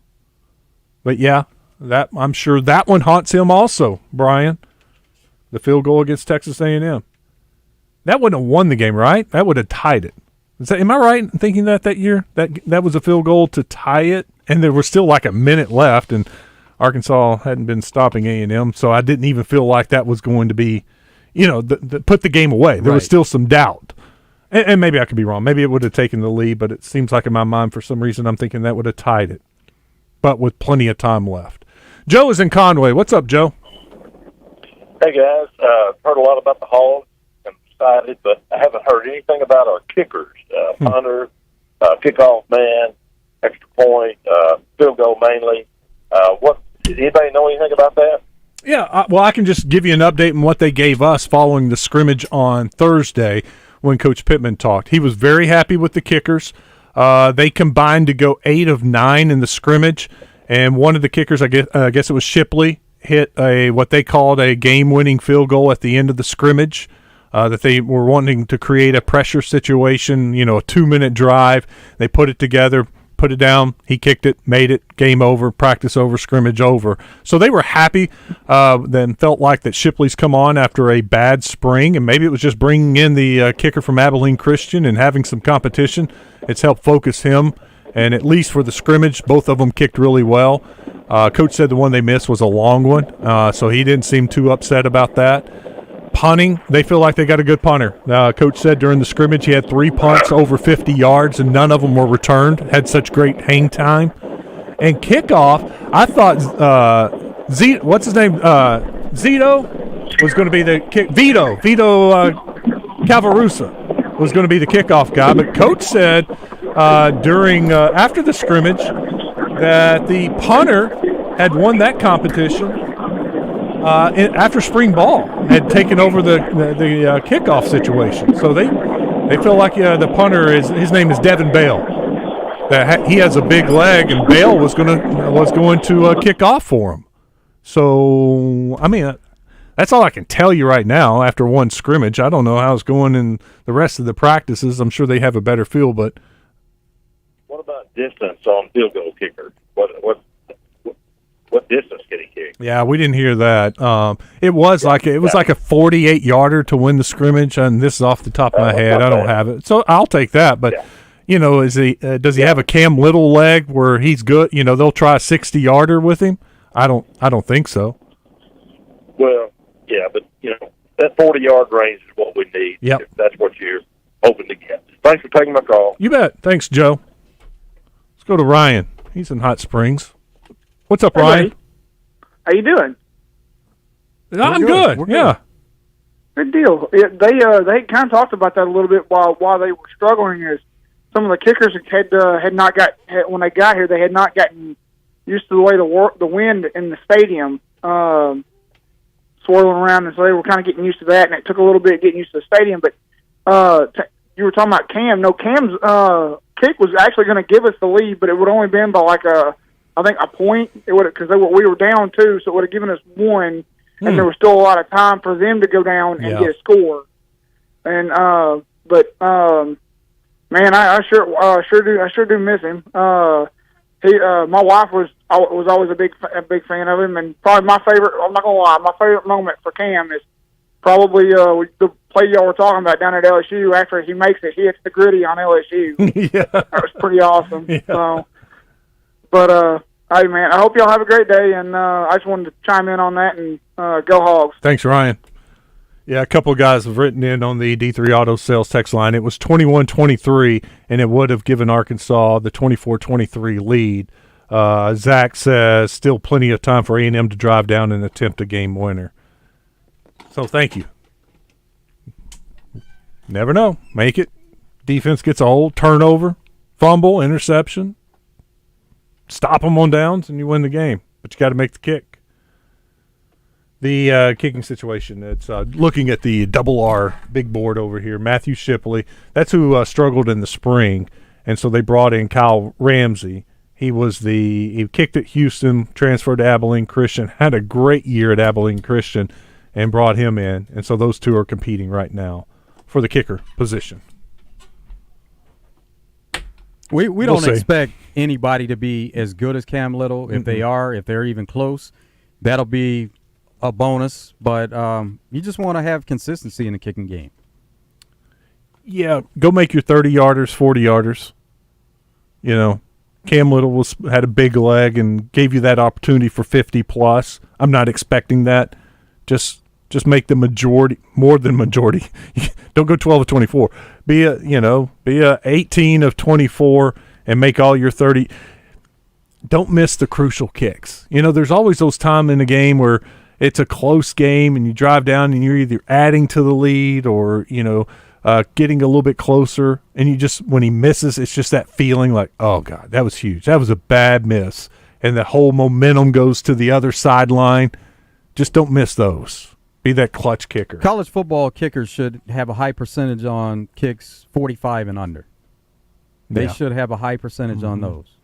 Because, you advance each level you go to. High school is not going to be expected to be that level, but you get to college, 45 and under, they should make the majority of those. And then next level, NFL, they're expected to add to that yardage, close to 50 and under. They should be really consistent on. We told you that Taylon Green also spoke today. We have not heard from him. Let's do that right now. Taylon Green, where he needs to improve. I would say, continue what we ddid on starting fast, in the scrimmage and, being aggressive and finishing strong. I feel like, in the first scrimmage we didn't finish, and just being mentally and physically, a little bit fatigued, but, having that endurance and having that mental toughness to finish. Win in the fourth quarter. Shane is in Benton. He joins us on Out of Bounds. What's up, Shane? Hey, not much. Yeah, I think Taylon Green's going to be. I think he's going to be all right. I think he's going to be really good this year. So I'm glad Bobby Petrino's back anyway. But hey, I had a question for you about the basketball team. Do you guys think we've got a legitimate shot at Final Four this year? And I'll hang up and listen. You bet. Thanks, Shane. Yeah, I'm excited about it, and I think they have a legitimate shot at the Final Four. Of course, it's going to depend on how this team develops. And let me write that down. I'll ask Coach Z. He's coming up next if they have a legitimate shot at the Final Four. But when you look at the talent that's on this team, and we've seen mock drafts, and many of those guys are included in the mock draft. And there will be some younger guys who, after a year or two, they'll be in a mock draft. So you have a lot of talent on this team. I don't know what they're missing. I feel like they have the point. That's the one thing I've seen come up on social media or on Twitter a couple times. Do they have a true point guard? I felt like they have point guards on this team. I think DJ Wagner is a point guard. I think Boogie Fland's a point guard. They got wings. They got big guys. They got length. They got athleticism.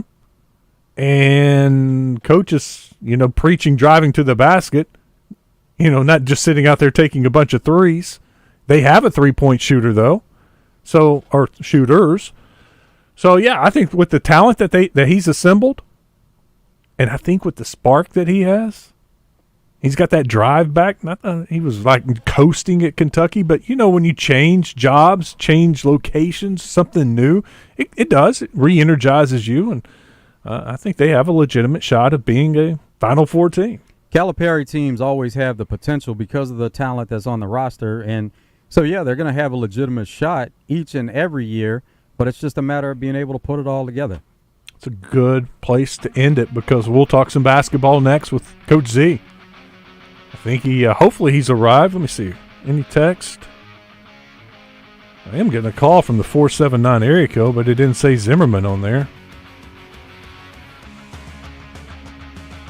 Oh, Trey Shapp texted me. Mitch Mustaine, wore 16. I knew there was a quarterback.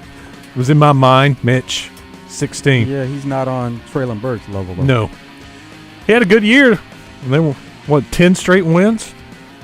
So Coach Z's coming up next. We'll talk some basketball with him and some football. He's there in the booth for the football games working. I know he's excited. Stick around. We're excited. It's Out of Bounds.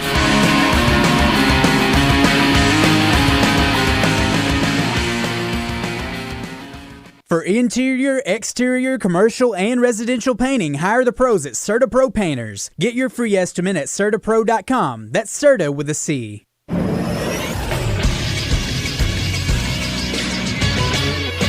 This is Sports Center.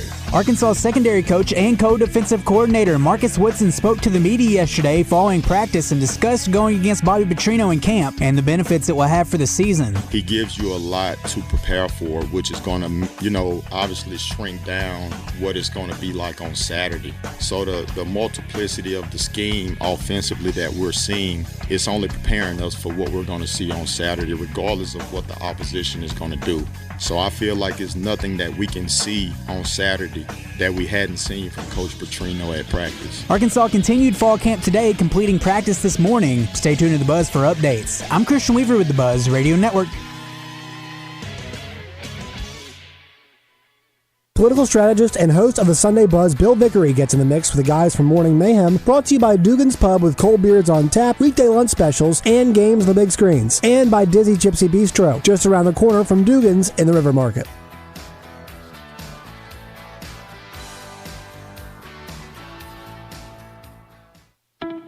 Do you feel that, Arkansas? The Lotto jackpot is now more than $3 million. Why should you care? Because this $3 million plus prize can only be won in Arkansas. There are 2 Lotto drawings every week, and the jackpot keeps growing until there's a winner. Join the fun and play Lotto today. A $2 ticket could change your life. Get yours in stores today. Call 1-800-522-4700 for Problem Gambling Helpline. Hey, this is Mitch with Red River Auto. You know, we're pushing 20 years of being in business, starting at Heber Springs of Red River. And now we've got a Ford store in Cabot and a Ford and Toyota store in Wynn, along with our pre-owned store right there in Jacksonville. Folks, you know us for our huge discounts. Like right now, we have rebates up to $15,000 off Ram trucks. But we've also got the Ford, and what a lot of people don't know is we have the Toyota Tundra too. Folks, if you want a great deal on a vehicle, check us out at redriverauto.com. Why choose a Sleep Number smart bed? Can I make my side softer? Can I make my side firmer whenever I want? Can we sleep cooler? Sleep Number does that. Cools up to 8 times faster and lets you choose your ideal comfort on either side. 94% of Sleep Number smart sleepers report better sleep. And now, during our biggest sale of the year, save 50% on the Sleep Number Limited Edition Smart Bed. Plus free home delivery on select smart beds when you add any base. Limited time. To find a store near you, visit sleepnumber.com. Meet Cheryl. Hey. She's on vacation and lost in the moment. Unfortunately, so is her Chase debit card. It's gotta be somewhere. Maybe she lost it at salsa night. These skirts should have pockets. Or maybe she lost it at Pilates. 3 and 2 and... But she's not worried. With the Chase mobile app, she can lock her card till it turns up. Tools that help protect. One bank that puts you in control. Visit chase.com/checking. Chase, make more of what's yours. Chase mobile app is available for select mobile devices. Message and data rates may apply. JP Morgan Chase Bank, N.A. member FDIC. Every day, we do one thing, and we do it at the highest level. We formed Arkansas Urology more than 25 years ago, and ever since, our world-class team has gained experience and expertise in every aspect of urology. Today, you'll find our state-of-the-art facilities across Arkansas, where the latest technologies are used in innovative ways by skilled specialists who are dedicated to one thing, improving lives every day. Schedule your appointment at arkansasurology.com. Willie D's Rock and Roll Piano Bar open every Tuesday, Thursday, Friday, and Saturday. Cold drinks and dueling pianos. Deep Nightclub downstairs hosts karaoke on Tuesdays and DJ Spin on Friday and Saturday nights. Visit WillieD'sPianoBar.com. Morning Mayhem at Hunter's Refuge in Whitehall, Wednesday for the fall kickoff sale. Save up to 75% off during the outside tent sale, plus store-wide savings on back-to-school items, hunting gear, archery, and firearms. HuntersRefuge.com to see all the sale items.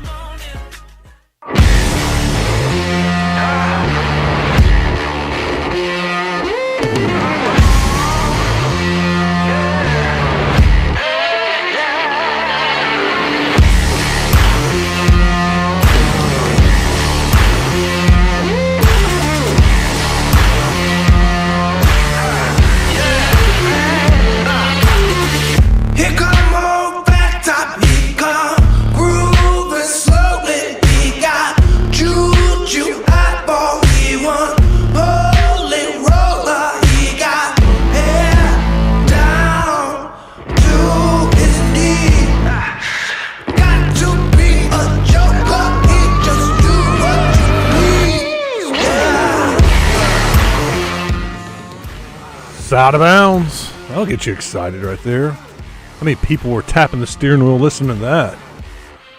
Coach Z was probably singing along. What's up, Coach? How are you? That was awesome, man. I like that. I'm good. I'm in the Charlotte Airport. For any of you that have been here in a long time, it's been under construction for about 4 years. There's all kinds of chaos going on over here, but I'm on my way back from my annual trip to Boston and made 3 ball games in Fenway and heading home. So I'll be ready to head back to Northwest Arkansas here in the next 30 minutes or so. So annual trip to Boston, is that just about being a Sox fan and wanting to check them out, or is there more to it? No, really, it's more than that. I got a really good friend of mine who I've known for about 20 years, really through the coaching industry. But he was never really a coach. He's just a basketball guy. He went to Wooster Academy. He lives in Miami a good part of the year. Just a devoted basketball guy. And I met him through the National Association of Basketball Coaches.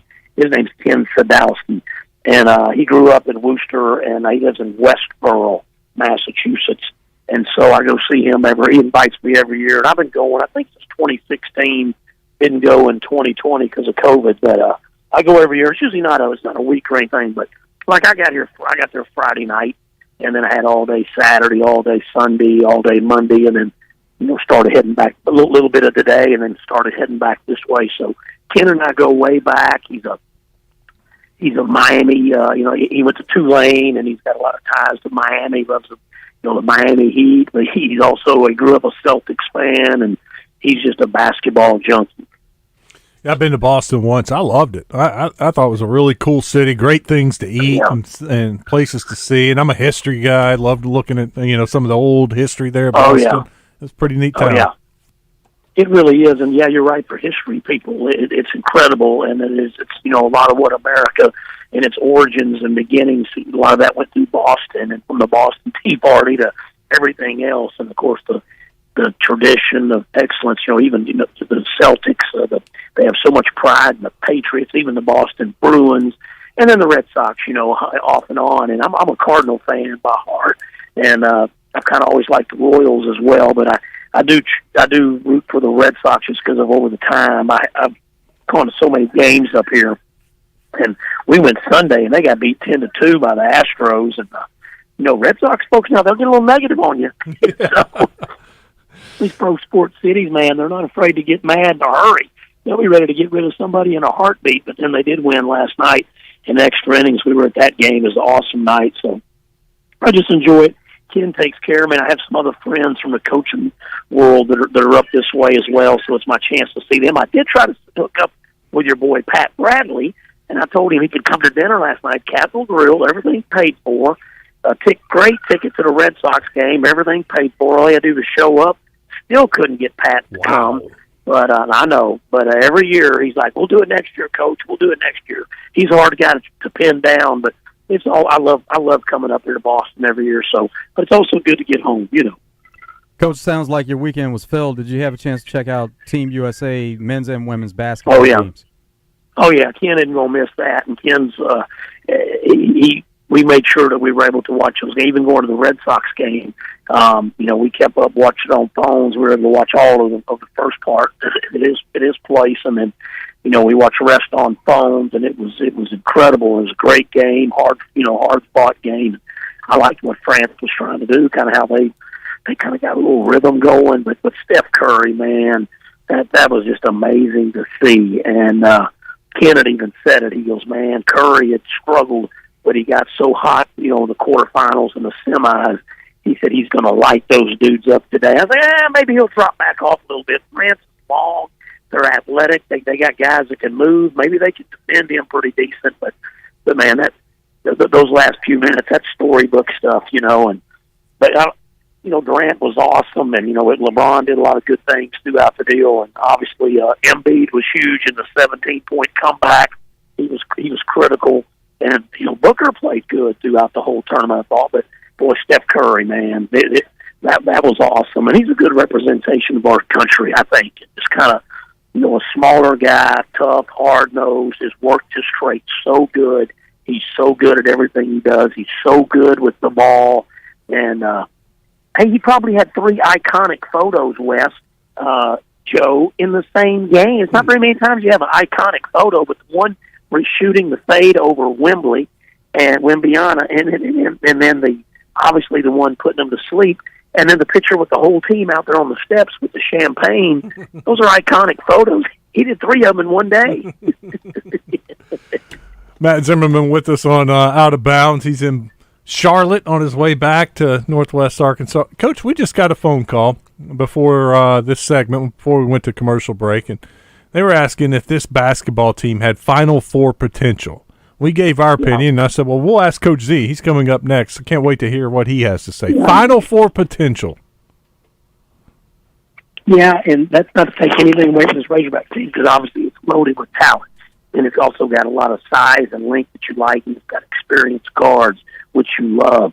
But nowadays, if you're about a top 50 basketball team, you've got Final Four potential, because it's evolved that way from the Miami Hurricane to Florida Atlantic, to people like that making the Final Four now, and consistently making Final Fours. When you got Oakland beating Kentucky in the NCAA tournament, now they didn't make the Final Four, but teams pulling those type of upsets, the St. Peter's run, all those things. There's so many teams that could get hot and win 4 games and be in the Final Four. So I don't think there'll be very, very many years for a while anyway, where you look at a Razorback team and say, you know what, this team cannot make the Final Four.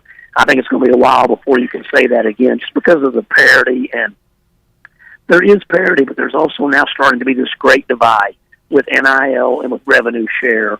And I just think it's going to continue to eliminate a lot of teams. And so the powers that be, the rich, are going to get richer. the better players are going to go to the SEC and into the Big Ten and maybe to the ACC, and those three leagues are going to dominate. Maybe the Big 12 can get one into the Final Four here and there.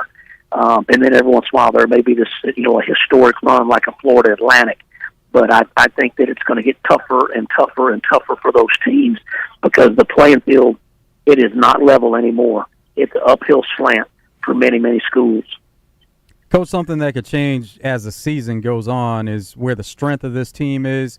As it stands right now, where would you say the strength of this Razorbacks basketball team is? I just like number one, just the strength and just overall talent. I mean, this is high level. These are some of the best players in the country that play college basketball. And that number one, number two, the size. When you watch them, when you guys get to come up and see them, or whether you're watching them in the Little Rock game or wherever you're seeing them in person, you're going to be like, this looks like the Memphis Grizzlies. This is how big they are, how long they are, 7'2", 7 foot, 6'11", 6'10", 6'10". I mean, they're so big, they're so long. And then the third thing is the shooting. And I've loved it all summer. We went through some stretches where we didn't shoot it, but 2 summers ago, you could tell we didn't shoot the basketball very good. When we had Anthony and those guys coming, they made some shots. They were okay, but they weren't really, really a very good shooting team. They were just, good, big, athletic guys. And then last year, you felt like, okay, we've got more guys that can really shoot the basketball now. We got a lot more guys that can score it. And then that was a train wreck, overall for the most part, especially from January on. And so just now you look at these guys, there's just much more talent. There's many more guys that can shoot, and they've got awesome size.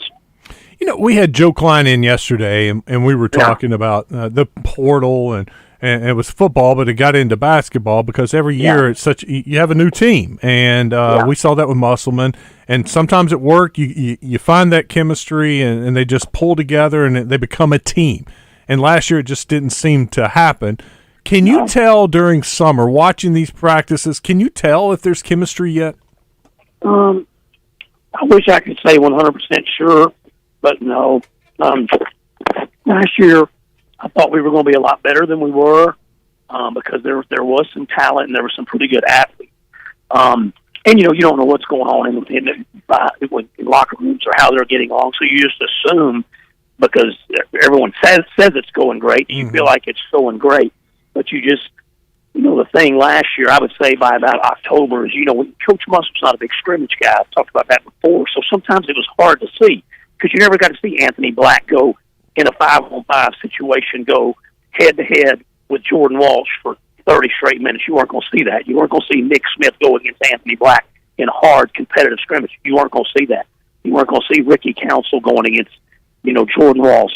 And so sometimes you had to kind of just try to pick it out off drill work and what they were doing.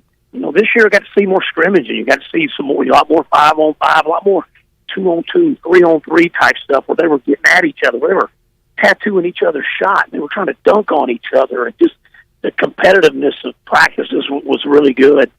And not that they didn't go hard before, it was just different kind of practices. And to me, they were practices designed to help your skill work and level, which is awesome. But they were also practices designed to keep you from getting injured because we didn't hardly have any, very few in 5 years, really hardly any practice injuries. We'll probably have a few more practice injuries now because these guys are having to get after each more. So, there's 9 of them. They're going to have to compete. Although 9 of them are all going to play and they're all going to get minutes, there's still a difference between the number 1 guy playing 35 minutes and the number 9 guy playing 14, 18 minutes. So I do think there's going to still be a lot of competition, which will help these guys as they try to get better. And I do think that they spent a lot of time together this year, but, a lot of teams spent time together this summer. And so you got to hope that they gel and that they get along and that they're all on the same sheet of music about this team winning. And, hey, the more this team wins, no matter whether I score 8 a game or whether I score 15 a game, this team winning is going to help me get to where I want to be, which is for all these guys to play in the NBA. Coach, what does the other side of that look like? You mentioned not a lot of scrimmaging as opposed to scrimmaging. So if there's a team that goes through practicing with not a lot of scrimmaging, what does that look like, and what's your preference? Do you prefer more scrimmaging? Oh, well, I came under Nolan Richardson where you scrimmaged every day. maybe a little bit too much. You know, we scrimmaged all the time. Mike Anderson was a scrimmage coach. And I'm not saying that's the end-all, be-all. We may have scrimmaged way too much. You know, we played a lot. Drill work is so good. For one thing that Coach Muss's teams were good at, he worked on jump ball scenario. He worked on dead ball free throw scenario. He worked on what's going to happen coming out of a timeout, this scenario, a certain time of a game, depending on who's winning, how much time left, how much time's on the shot clock. Man, you can't beat that type of preparation. That's really good. But sometimes you got to be able to play. You got to be an instinctive guy. You got to know what's going on. That's why, I'll go to my grave saying that's why we struggled some in November and December, was that causes the problems with the Hofstras or with the Greensboros or some of the other close calls, or where we struggled is, you know, there was not a whole lot of getting after it in scrimmage situations, and then sometimes those guys had to learn 5-on-5 as they were going against someone else besides the grad assistants. Does that make sense? And so I think that, you know, now again, the good part of that is you're not going to have, you know, you kind of keep yourself from getting banged up too much, and you stay healthy, which is obviously very, very important. But I do think that these guys will be kind of at a little bit competitive, higher level in November, because they will be pretty aggressive against each other, I think. And when they get back in August, they've been gone now. They've been gone 2 full weeks, and they're not around this week much that I've seen, so or that I've heard. So when I get in there tomorrow, we'll see. But school starts Monday, and they'll get those guys back in practices, and they'll have about 2 good weeks in August, and then they'll have all of September, all of October. You know, you start playing exhibition games in October now, and so these next 2 months are going to be huge for whether or not this team can compete and win an SEC championship, and whether this team can compete seriously to win a national championship. These next 2 months are going to be a huge part of that. Matt Zimmerman with us on the Hyundai Hotline. Coach, I can sense it here as we get a little closer to the season. The optimism is starting to build. The excitement is starting to build for this football team. What are you sensing there in Fayetteville with as we get a little closer? Yeah, I think people are pretty excited. You know, we're doing basketball seat selection at the Razorback Foundation, which is really no seats to select. They're all sold out. There was, believe it or not all 100% of the tickets got renewed. There was a couple hundred or whatever that came available. People's finances changed, and those were gone quick today. Or, you know, here's the seat selections going forward. Tickets are not, you just don't have any tickets to get. So there is excitement, and people know that it's going to be a big deal. I think people are really getting, like, you know, they're just wide-eyed about the fact that he can go get the best point guard in the country in high school, and he can get the best transfer in the country every year, and he can maybe get another top transfer in the country every year, and he can go get the best big man coming out of high school every year. And that's just not territory that we've ever really lived in consistently, and that's what he's done for many, many years. And then talking about John Calipari and his staff. So it's really going to be interesting as he kind of keeps the recruiting going. This recruiting's not going to slow down, and that's exciting. I mean, when you list the top 50 players in the country in high school, he's going to be able to get most of those that he wants. He might miss on one here and there. No one's gotten every single recruit, but by and large, he's going to get 3 out of every 4 that he wants. So if he wants number 1, 3, 5, and 7, he's probably going to get 3 of those 4 guys. And that we just never had that. It's incredible. Coach, we appreciate it. Safe travels. Oh, definitely. It was good to catch up with you. I'm glad we could help you spend some of your layover time. Absolutely enjoyed it, and nice being with you here from Charlotte. And then next week we will be in our first week of school. How about that? How about that? Getting okay, closer. Guys. 16 days. 16 days until kickoff. He's gone. Matt Zimmerman. He's ready to get back home. On the Hyundai Hotline. Yeah. Traveling's tough. Hope he has all of his connecting flights and everything is on time and no delays or cancellations. That's rough. When we come back, we'll wrap up the second hour. I'll check the D3 Auto Sales text line. You want to jump in here? Come on. 661-1037. It's out of bounds.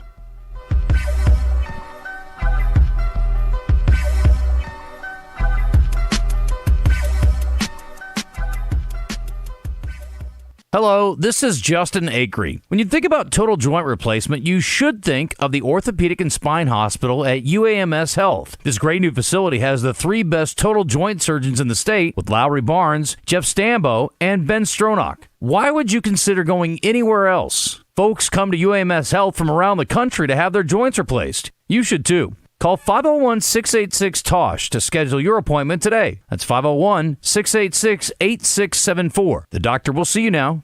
This is Pat Bradley for Brewskis. Sports fans, the 2024 Olympics are here, and there's only one place to catch the action, and that's Brewskis. We got the Brewskitron, plenty of TV screens, cold brews, mouth-watering bites. Whether it's gymnastics, swimming, track and field, basketball, or even breakdancing, we got every event covered. Bring your friends, feel the fun and excitement. Make Brewskis your 2024 Olympic headquarters. Don't miss out. Brewskis 2024 Olympics with 2 locations, downtown Little Rock and North Little Rock.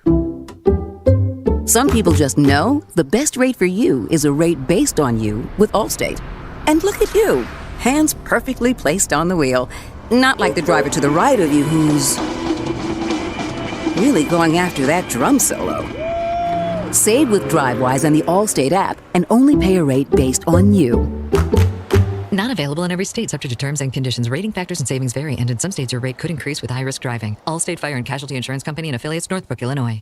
Okay, raise your hand if you want to make your life a little bit easier. Great. Now raise your other hand if you like to be comfortable. Perfect. Now that you have both hands raised, imagine putting on your shoes. And that, folks, right there is your answer to an easier, more comfortable life. Go hands-free with Skechers Slip-ins. This is footwear you don't need your hands to put on. They can be raised in the air, and you can just step it and go. Why don't you experience what people can't stop talking about? Life-changing Skechers Slip-ins. Get your Slip-ins at a Skechers store, Skechers.com, or wherever stylish footwear is sold.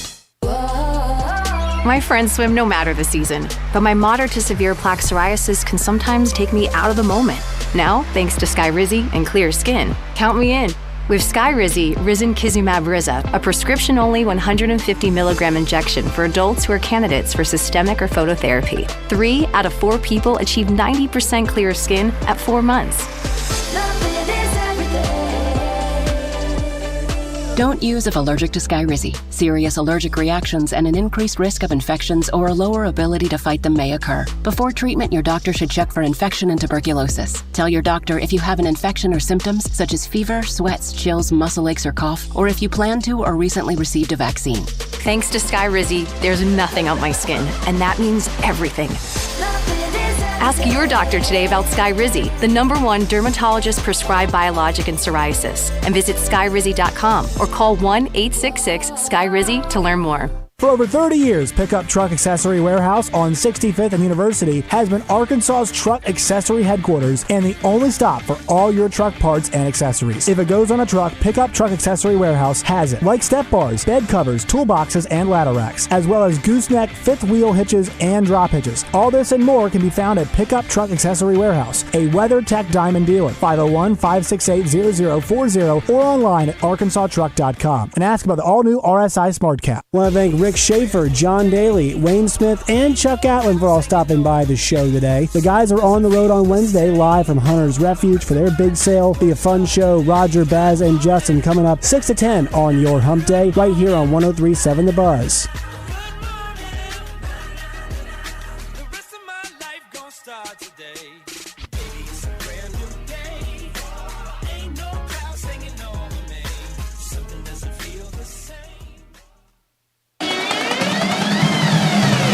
Take the party wherever we go.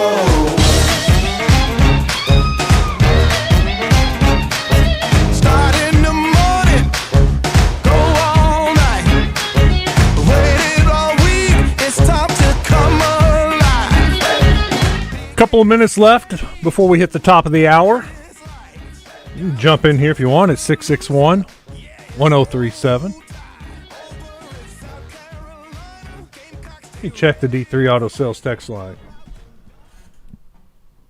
479 asks, Joe, what sports streaming services do you guys use? I'm trying to decide on which one to use for football season. I mean, I don't use any one in particular, but ESPN platform. Yeah, I've got that. That's going to be most of your SEC games right there.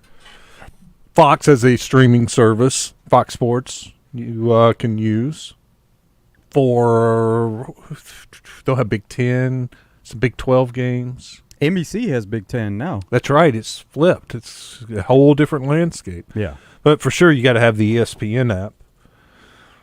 C479 says, Brad Taylor, Ward number 16. Yes, sir. Thank you. Logan from Searcy. Was Petrino the coach of the Falcons at the same time Vic was there? I just randomly thought of that.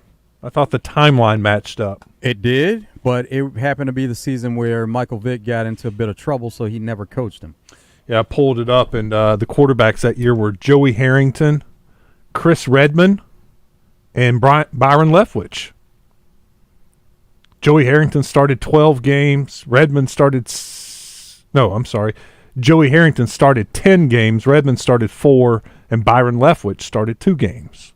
Of course, Petrino left after 13 games. The season wasn't over. He left in December when the Arkansas job popped up, and he left in the middle of the night and came to Arkansas. That's why you saw the Falcons have a down season. Also, when he accepted the job, Michael Vick was their starting quarterback, and that's what he expected when he got there. Savage is in Cabot. What's up, Savage? Hey man, talk about the streaming service. I use Hulu, and you get every game. I mean, they got FS1, just all the SECs. Mm-hmm. So they want a good streaming service. Hulu. But Wes, what's your thought? Both of you. What's your thoughts on the SEC going to ABC this year? It's going to be odd, but we'll get used to it after probably a month. I noticed the SEC released the soundtrack, the music that they'll have for some of the games, and the graphics are a little different, but it's just going to be a different number that you punch up, or, well, for me, for streaming, it's not going to be that much of a change. I'll just be going to still my ESPN app. We know who the Fox crew and SEC crews are, but who does all the ABC games? And I'll get off. I appreciate it. You bet, Savage. Mostly the ESPN crews. Yeah. Herb Street always did the big game. Yes. Who's he with? Is it Chris Fowler? That's right, Fowler. So no, that'll be cool. I like Herb Street and Fowler. I think they do a great job. I don't have an issue with them. Yeah, it'll take maybe a couple of weeks to get used to, but after that, it won't be a thing. No, it's just been odd because the big game of the week has been on CBS for, God, I don't know how long. It's just you're just used to it. SEC, CBS, but then ESPN comes in, and you had so many big games, night games on ESPN or one of their platforms. So these days, with everything I do is stream, so it's just going to an app and turning it on. Yeah, ESPN has already covered a number of SEC games, so it won't be that much difference overall. Mm-mm. It'll just be that one time slot you're used to. Mm-hmm. No, it'll be fun. I'm excited about it. Hulu. I need to check in that. Just another streaming service to buy. Hulu has live sports. That's their tag. That's their commercial right there. Thank you. Thank you, Savage. All right, coming up, we got What's Trending. We still got some more sound from Bobby Petrino and Taylor Green. We'll talk some more Razorback football. I'm sure some NFL. It's going to be a good third hour. Hope you can hang around and stick around with us for another hour. It's Out of Bounds.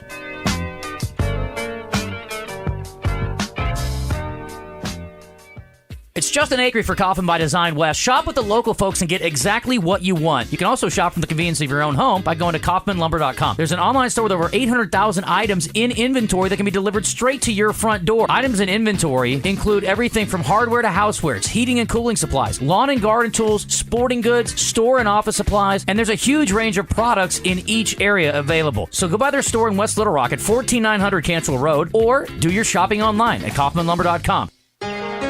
Willie D's Rock and Roll Piano Bar open every Tuesday, Thursday, Friday, and Saturday. Cold drinks and dueling pianos. Deep Nightclub downstairs hosts karaoke on Tuesdays and DJ Spin on Friday and Saturday nights. Visit WillieD'sPianoBar.com.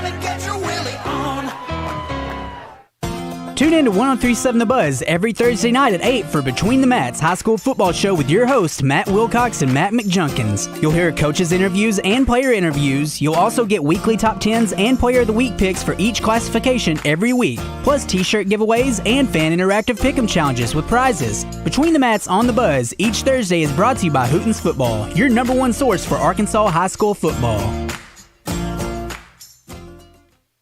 The countdown is on. 16 days until Razorbacks football. On your home for the Hogs in Central Arkansas. 103.7 The Buzz. Buzz News with KARK's Claire Kreitz.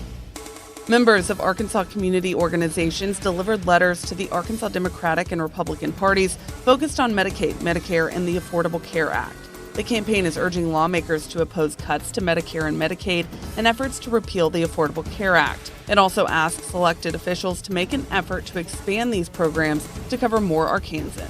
Officials with the Metropolitan Emergency Medical Services, or MEMS, say over the past few months they've responded to more than 100 calls due to extreme heat. MEMS says the calls have been from a variety of people, all suffering heat exhaustion or heat stroke.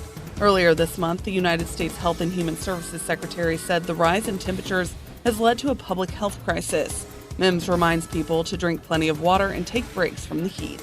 This is Claire Kreitz for the Buzz Radio Network. Weather from the Fletcher Weather Center with KARK's Juliana Cullen. We've got a heat advisory in effect for much of the state until 8 o'clock this evening. High temperatures are going to make it into the mid-90s, but feels like temperatures could reach 105 or greater. And it looks like the heat is going to stick with us throughout the rest of the work week with a few slim chances for isolated showers. This is meteorologist Juliana Cullen with the Arkansas Storm Team for the Buzz Radio Network. Fletcher Dodge wants to buy your car. We'll buy any make or model, and we'll pay you more than anyone else. Please turn your old car into cash at Fletcher Dodge in Sherwood. Tito's Handmade Vodka and 103.7 The Buzz present the Best of the Best Pickleball State Championship August 22nd and 23rd at the Wood Rock Athletic Club. Come cheer on the state's top-ranked pickleball players competing in the second annual event. It's the Best of the Best Pickleball Championship August 22nd and 23rd, presented by Tito's Handmade Vodka.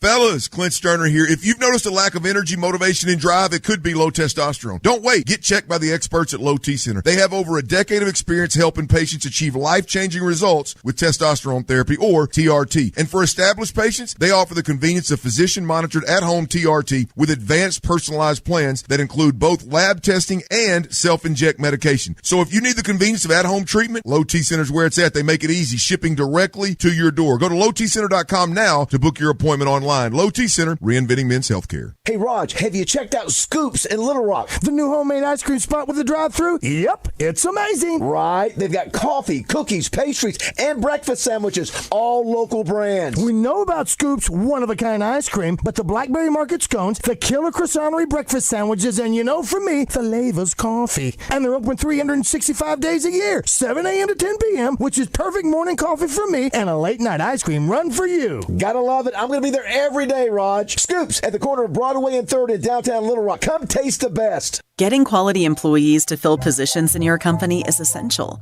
but finding those people can be a major hassle, unless you use ZipRecruiter. ZipRecruiter makes finding quality people a breeze. And right now you can try it for free at ZipRecruiter.com/free. With ZipRecruiter, one click sends your job to hundreds of top job sites. But more than that, ZipRecruiter's advanced technology identifies the candidates with the skills you need, sends you a list of great matches to review, then actively invites them to apply for your job.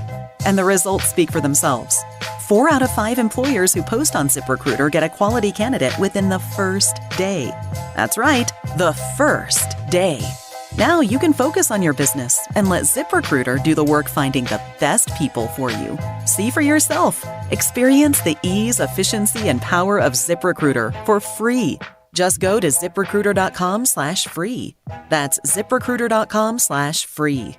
ZipRecruiter.com/free. Hi, I am Joseph Pena of the Arkansas State basketball team. Shipments of summer fashion are arriving at Bell & Swart. That means swimwear from Saks, Gentile, Polo, and shirts, Maui Jim sunglasses, and Johnny O sportswear. Be sure and check out Martin Dingman Lodge for shoes, belts, bags. So, hurry in for a great value on quality men's clothing at Bell & Swart for your summer items, and you'll look fantastic. Bell & Swart, 1011 Oak Street in downtown Conway on Facebook and Instagram. You know CertaPro Painters is your go-to choice for residential and commercial painting, but they also offer high-quality concrete coatings for your garage, patio, or commercial space, and they're looking to add to their rapidly growing team of installers. Whether you're an experienced installer or looking to start a new career, they provide comprehensive training and competitive pay. For an opportunity to join a team focused on creating lifetime opportunities for great people, call CertaPro today at 501-223-8988. Diabetes, high blood pressure, anxiety meds, everyone's on them. If you're a 50-year-old male, maybe a bit porky, and you may even have type 2 diabetes, $1 million of term insurance may only cost you about $200 a month. Call Term Provider. Speak with Big Lou at 800-777-1225. Big Lou will find a term life policy for you even if you have type 2 diabetes, are overweight, or have high blood pressure. Term Provider has helped thousands of people like you who think they can't afford term life insurance. To buy $1 million of affordable term life for you, all you need to do is call Big Lou at 800-777-1225. Lou will make sure the scales are tipped in your favor. Call 800-777-1225. Big Lou will answer your call and work to fit you into a term life policy that you can afford. Remember, Big Lou's like you. He's on meds too. Call 800-777-1225. 800-777-1225 or biglou.com. Live from the Signal Media Studios, this is Out of Bounds with Joe Franklin and Wes Moore on 103.7 The Buzz.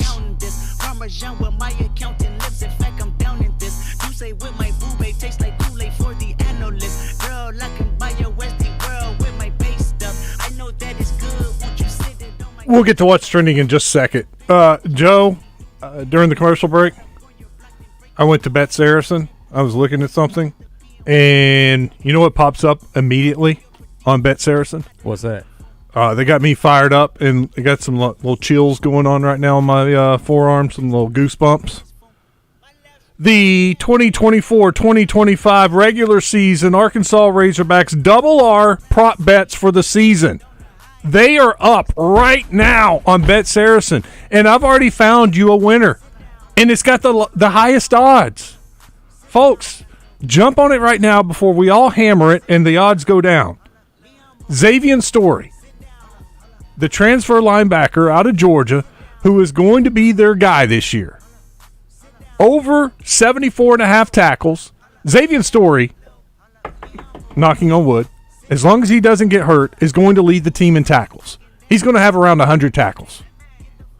Over 74.5 tackles and over 7.5 tackles for a loss. I'm sorry, I think that's easy money. And I'm getting plus 525. Oh, great odds. That's the highest odds.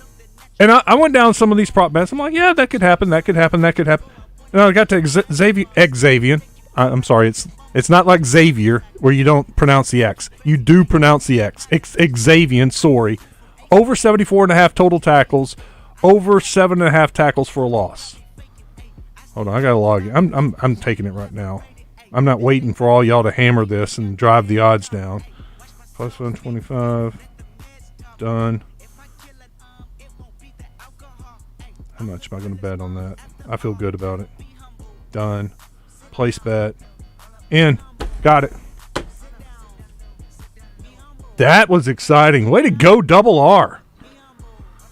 Let me kill this music real quick. Let's see here, some other ones. Man, this is fun. This is exciting. Braylon Russell, over 199 yards rushing and over 4.5 rushing touchdowns. That's plus 150. I definitely think he gets that.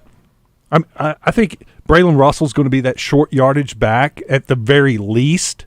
At goal line back, power guy. I think he's going to get 5 touchdowns. Look, he could get 5 touchdowns just in some of the blowout games. But he's going to have a role on this team. I think he gets those 5 touchdowns. 200 yards rushing? 200 yards rushing in 12 games? Yeah, that was a lot of games to come up with 5 touchdowns, 200 yards. You know, the one thing that's, the drawback on some of these season prop bets is you got Luke has, for example, last year. I don't know if there was a prop bet, but if there was one and you took it, you're through the first 4 games, you're like, dude, this is going to be easy money because he got better and better every game. I think he had like 3 catches, then 4 catches, then 5 catches. against LSU, and then caught the first drive, catches one against LSU or against A&M, breaks his collarbone, he's done. You lose the bet. So, look, there's no sure thing. Just like I said, Xavier Sorey, I think, is a sure thing. He could tear his ACL in 2 weeks. And whoa. I'm just throwing it out there. I'm wanting to give you a warning that there are no sure things, no sure bets. Yeah. But everybody realizes when you wager, that's the risk that's involved. Andrew Armstrong, over 799.5 receiving, so 800 yards receiving and over 54.5 receptions. Heck, he almost did that last year in a weak offense. It's a nice way of putting it. Well, and we've talked about it before. Double R, he does these prop bets because he's wanting to see some winners. Bet Saracen, they're wanting to see some winners.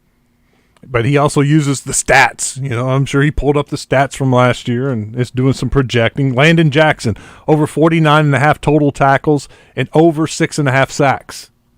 I think he gets those. I think he gets the sacks, 49.5 tackles. Look, defensive end's not making a lot of tackles, but he needs 50 tackles in 12 games. Do the math. 4 tackles roughly a game, 4.5 tackles a game. He's got it. Taylon Green needs 2,500 passing yards and over 400 rushing yards, 399.5. That's plus 200. How about this? Jaquindon Jackson, over 649.5 rushing yards and over 6.5 rushing touchdowns. That seems really attainable, too. I think Jaquindon Jackson leads the team in rushing. All of them, they sound good. Jalen Braxton, over 4.5 interceptions and over 24.5 total tackles. He better have 24.5 total tackles in 12 games. 4.5 interceptions. Luke Haas, there you go, 449.5 receiving yards and over 48.5 receptions. That's 4 catches a game, basically, for Luke Haas to get to 48.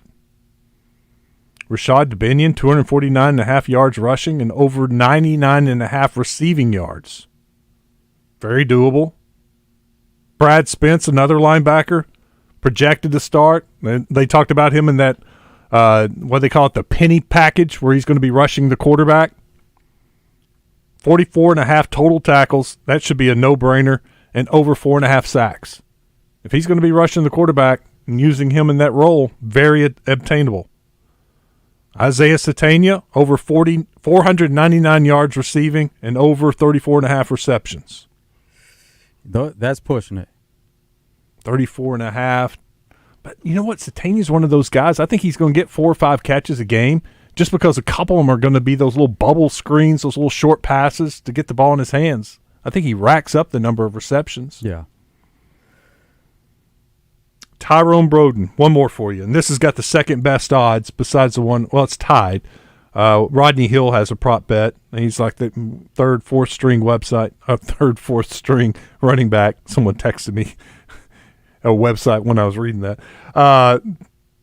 Tyrone Broden, over 549.5 yards receiving and over 29.5 receptions. So you need 30 catches, 550 yards for Tyrone Broden. His yards a little bit more than Satania, but less receptions. Mm-hmm. Big play threat. Yeah, that's plus 500. Right. Yeah, that one seems a little bit better almost. Because he's expected to, from where we sit now, he's expected to lead the team in receptions or play a bigger part. And then with the yards being that over-the-top threat, yeah, that seems good. Yeah, 30 catches, what you need to win, is less than 3 a game. 3 a game's 36. That gives you a little pad. I think you can get 3 a game. Of course, there's going to be a game where he has 6, and there'll be a game where he has 1. There you go. Go check it out on Bet Saracen. Just popped up today when I was looking at it, and has the line changed? 52.5 for Arkansas UAPB. Was that the line yesterday, 52.5? Over-under still at 58.5. Anything else new on there? Got some preseason games that you can bet on. There you go. If you don't have it yet, go check it out. Your Bet Saracen app. Get some winners. Ooh, that was fun. Thank you, Double R. Thank you, Bet Saracen. Give us a little something there. You can tell we're getting closer to the season, getting some prop bets out there. There'll be more and more that's added. What's Trending in Sports is brought to you by Arkansas's own West Rock Coffee. Join West Rock Coffee, the Razorbacks, and their 1.5 million farmers around the globe. It's fall, so now it's time for your team to stock up on coffee, tea, and water delivered directly to your business. Contact them at westrockcoffee.com or 833-886-JAVA today.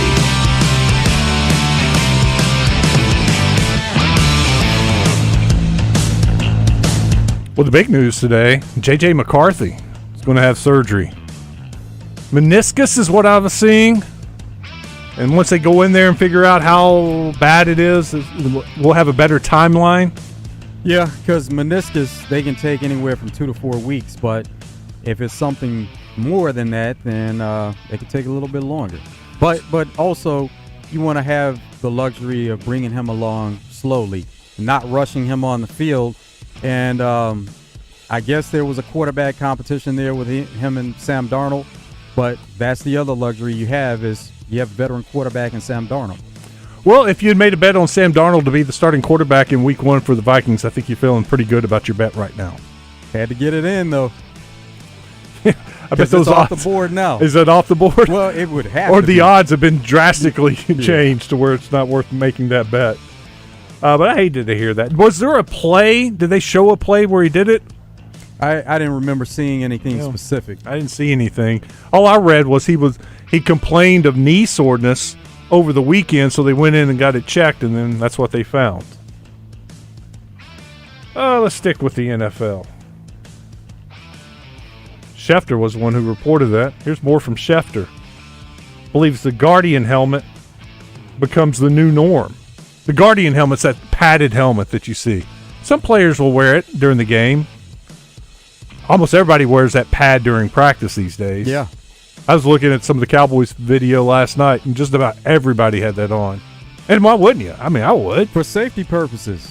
And we'll see how much that carries over into the game. The comfort that players have wearing it, they feel comfortable with it. They'll wear it in the game also. I know it's even filtering down to the high school level. I was talking to some parents. They were buying their kids that Guardian helmet. I mean, yeah. I mean, we get all these different pads for elbows and knees and braces and extra padding. Well, why not protect the most important thing, your brain? Is this just going to become the new norm, or how many more players do you think we see this from, and what is kind of expectation you think around the league, Schefter, what you're hearing? You know where I think this is going, Pat? I think we used to see hockey back in the day where players never wore helmets. We used to have people driving cars that never wore seatbelts. And I don't think this is going to happen overnight, but I think eventually we're going to look back and we're going to see some of the great players in this sport have played this game with little helmets that didn't protect their brains. And you're going to see more and more people gravitating towards this because it's a safer way to play. And I know it takes a little time to get used to seeing the players like that, but already, as you said, 5 Colts were wearing them. We saw sprinkles of other players wearing them throughout the course of the weekend. And to me, it's only a matter of time before this becomes more and more regular. Yeah, I agree with that. Why not? Kyle Shanahan, Saints, San Francisco, they're not going to practice. Here's why. How much, I mean, in addition to that, canceling the joint practices, how much do you have to kind of mix around with the schedule, just the practice schedule, to take care of your team at this point? That's kind of what I did today. We really, we have a team in 2 different spots right now. We had like 23 guys miss practice last Thursday who couldn't play in the game also, and most of them starters and things like that. And when that happens, the 2s and 3s really got to take a heavy load. So today a lot of those guys were sore, but a lot of the other guys hadn't practiced in 5 days. So we just did the ones today to kind of, because they needed it. We took really good care of the guys who were in 2 days ago. Changed it up, going to give them a day off tomorrow. So those guys, the 2s and 3s, can continue to rest. The ones will recover from yesterday. And then we'll get 3 good days in a row on our own that we can kind of control and stuff, not going against another team. And then we'll have a walkthrough and we'll have a game. Man, it sounds like the 49ers are in trouble. I mean, they don't have enough guys to practice. Got fat over the offseason, resting on their laurels. Made the Super Bowl. Woo, we made it, guys. Trouble on the horizon, don't you think, for the 49ers, Joe? Rams are getting better. Teams around them are getting better. Well, Rams, they want to practice. They're going to practice with the Cowboys again. The Thursday practice was so productive.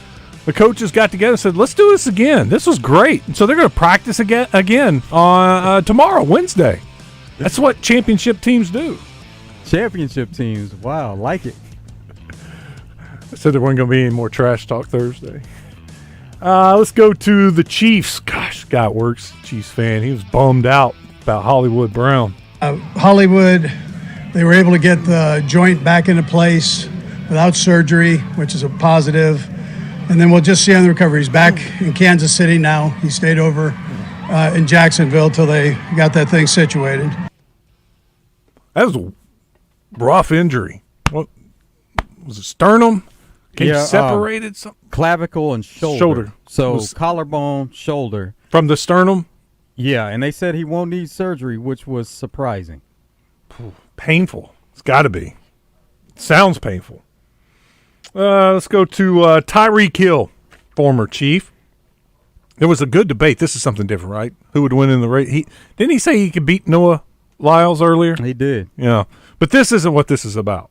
No, it is. Oh, it is? Oh, it is. Okay, sorry. Sprinter Noah Lyles. He said that Super Bowl champs should not consider themselves world champions. What do you think of that? Noah Lyles can't say nothing after what just happened to him. You know what I'm saying? Then he want to come out and pretend like he's sick. I feel like that's like horseradish. So for him to do that and say that we're not world champions of like our sport, says come on, bro. Like, just speak on what you know about. You know what I'm saying? And that's track. Would you like to race him when he gets home? I will beat Noah Lyles. You think so? I will beat Noah Lyles. Like by a lot? No, I wouldn't beat him by a lot, but I would beat Noah Lyles. I'd like to see that happen. And guess what? When I beat him, I'm going to put on a COVID mask and let him know I mean business. Because I do mean business. Oh, that was good. Yeah, like it. And Tyreek Hill is one of the fastest players in NFL, and so no doubt he's defending NFL and NBA players. He's not beating Noah Lyles. Track speed football speeds two different things. I'd sign up and watch it. I'd pay for it. Love to see it. But my money's on the track star. Tyreek ran track. It's been a while, but he ran track. And he and DK Metcalf, they still try to stay connected to track, and they still participate in races from time to time. But you probably do have to do it on a daily basis to really have that top speed. One more NFL clip for you. Good little debate between Dan Orlovsky and Harry Douglas. You said if they get good quarterback play, they're a legit contender. You don't feel that way about Cleveland when they just did it with Joe? That's what I'm saying. I didn't say they wasn't a contender. Who do you trust more? Do you trust Mike Tomlin or you trust Kevin Stefanski more, Dan? Tell me who you trust more. Kevin Stefanski's a two-time coach of the year. So what? He hasn't won a dang old thing, Dan. Who do you trust more, Stefanski or Mike Tomlin? Answer the question. Both. They're both great coaches. Don't tell me about what he's a two-time coach of the year. He ain't won a doggone playoff game. Or maybe he won one. They were discussing AFC North and some of the things going on there, which is going to be part of Hard Knocks in season.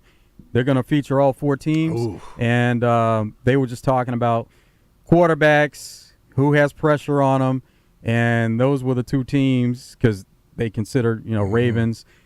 And they would say that Lamar has some pressure on him. Joe Burrow has pressure coming back from injury, but they hold them to a higher standard, and they're trying to figure things out with Steelers and Browns, and that's how they got into that back and forth there. I'll take the Steelers over the Browns because I feel like they'll get better quarterback play.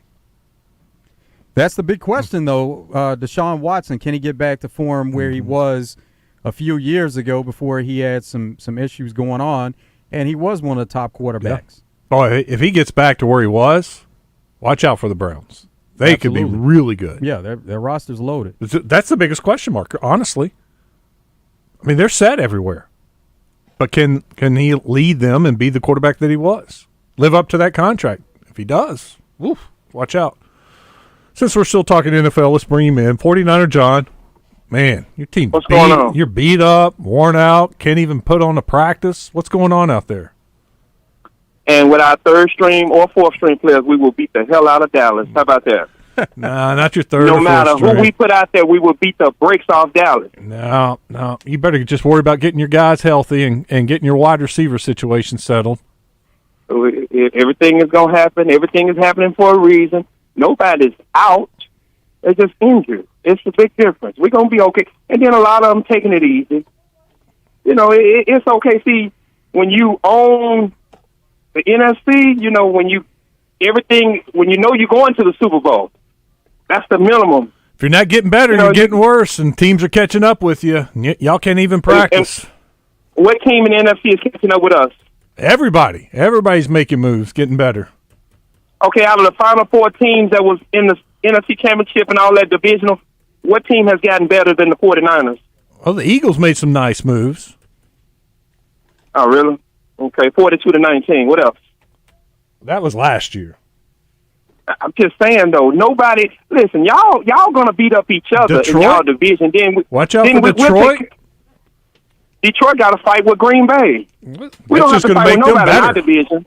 I wouldn't count out the Rams, and I think the Cardinals are better. Not that the Cardinals are going to win. You know better than that. You know better than that. The Rams are better, and look, the Cardinals are going to be at least competitive to where they could win a game against the 49ers. I'm not going to say the Cardinals are going to win the division, but that was a gimme game in years past. But I think the Cardinals are better and the Rams are better. So it's not a cakewalk to the NFC West. You're going to be tested. Okay, did Kurt Warner come back to Arizona? Did number 99 come back to the Rams?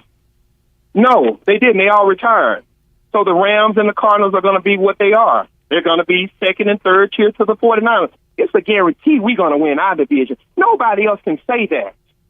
Pittsburgh, nothing. Dallas, none of y'all. It's opinion. It's 4 teams in Pittsburgh division. And while I'm on the phone, guys, are you all going to do like bold predictions and like records and all that? Because I got some stuff I want to say. It may not be popular with you two guys, but it's the stuff that just a prediction of mine. Say what you're going to say. Just say what you're going to say. I have a feeling say what I'm going to say. Okay, bold prediction, 49ers and Cleveland in the Super Bowl. Pittsburgh will not finish over 500 this year. You say that every year. So no, I don't say that every year. But every year. No, Joe, don't get offended, but I'm just saying I'm not offended. I'm deep. saying you're repeating yourself. Cincinnati is a better team. Baltimore is a better team. Okay. And Cleveland is a better team than Pittsburgh. You said all that last year, the year before, and the year before. Well, I'm just... You're just repeating yourself. So keep repeating. Okay, and then one other thing, guys. Have any of y'all checked on the great pigskin preacher? Because his Hall of Fame quarterback got hurt. He needs surgery.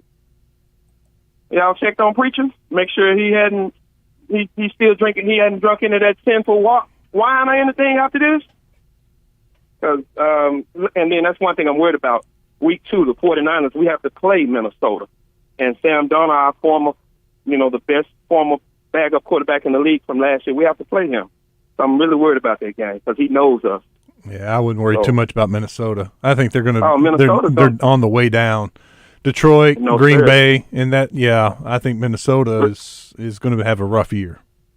Sam Darnold has spent a year in college in San Francisco, so you will see a different quarterback this year with Sam Darnold. Remember, I told you that. Okay. And guys, y'all bringing up number 16. It's only one number 16. We're talking about the Razorbacks. We're talking about the Razorbacks. We weren't talking about the 49ers. Okay. We weren't talking about anybody else. No, it wasn't even the greatest number 16 when you think about it is Joe Montana. We weren't talking about. We were talking Razorbacks. I mean, who did we mention? Lunny, Mitch Mustang, Traylon Burks. We were talking about 16s that wore the Razorback jersey. We didn't get into Lunny was 16? That's what somebody on the D3. I don't think he was 16. Several people wrote in. I don't know. I'd have to Google it, but I was just reading what was on the D3 Auto Sales text line. Well, it is what it is. When I think about 16, it's only one number. One person I think of. We know. Yeah. We know. We got it. The GOAT. We got it. And he's not. The GOAT. He's not the GOAT. He's better than anybody Pittsburgh ever produced, as well as Dallas. He's not. Okay. See you later. He's better. Have a good day. I said bye. I was nice. Mike Greenberg talking about the Olympics and the men's basketball team. I'm going to give Steph number one. It's not just this fourth one, which is a miracle. He's literally the only person on planet Earth for whom that's a good look. But it is also the stakes. The Team USA winning the gold medal is what is expected. So it will not be remembered the way some of those others were. But think about the other side. Think about if we don't win that game. Think about the reaction if Team USA loses that day. And we were in significant jeopardy of doing just that. And so for that reason, and because of the spectacular nature of that flurry, capped off by that fourth one, which again is an absolutely terrible shot for every other person in the world, I put that one at number one. I put that as the number one most memorable moment. It is one you will never forget having watched. That's a great point. If they don't win that game, imagine how different things would be. Oh, absolutely. And they're expected to win gold every time they get into that competition with Olympics.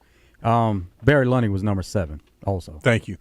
Except for in 2028 when France will win the gold. My bold prediction. Yeah, that was a bold prediction to step out with that. So we'll see how Team USA shapes up at that time. We got more on that. We got more NBA talk to get to.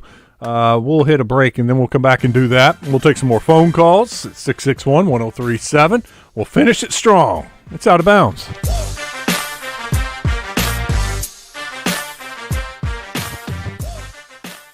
Morning Mayhem wants to know, is it fact or is it crap? Listen each week for your chance to play, presented by Hubbard Power Sports, Can-Am and Cedar of Russellville. Whether you're on the road, on the water, or in the trails, we've got the ride for you.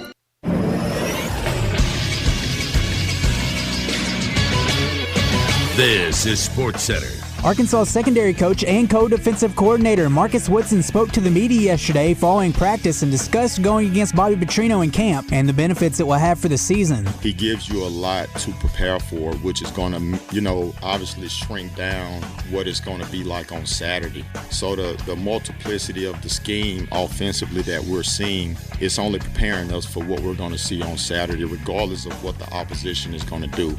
So I feel like it's nothing that we can see on Saturday that we hadn't seen from Coach Petrino at practice. Arkansas continued fall camp today, completing practice this morning. Stay tuned to The Buzz for updates. I'm Christian Weaver with The Buzz Radio Network. Tune in each week when Susan Irwin Prowl shares her Keys to the Weekend music events calendar with Justin and DJ. Brought to you by Willie D's and Big Red Dog Productions. Big Red Dog Productions is your gateway to music excellence in Central Arkansas and beyond. Visit entertainersguide.com to see the weekly calendar and submit your shows. Chris Stapleton's All-American Roadshow. August 22nd at Simmons Bank Arena with Grace Potter and Alan Stone.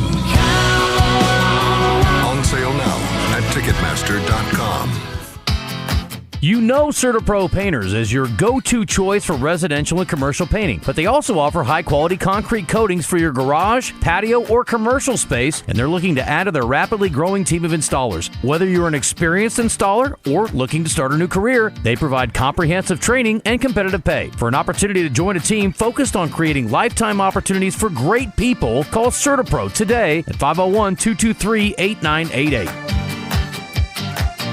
Injured? Let's talk about getting help now. Anywhere in the state, dial 888-8888. Whether injured at night, on a weekend, or a holiday, dial 8 for Rainwater Holds and Sexton. 888-8888. Responsible attorneys Michael Rainwater and Bob Sexton. Seems like there's more identity theft in the news every day. Another major healthcare breach was reported today, resulting in the exposure of 7.4 consumers have been a victim of identity. That's because there are endless places that could accidentally expose you to identity theft in a breach or simply by mistake. LifeLock monitors hundreds of millions of data points a second. If your identity is stolen, we'll fix it, guaranteed or your money back. Save up to 40% your first year with promo code NEWS at LifeLock.com. Terms apply. This is the story of the one.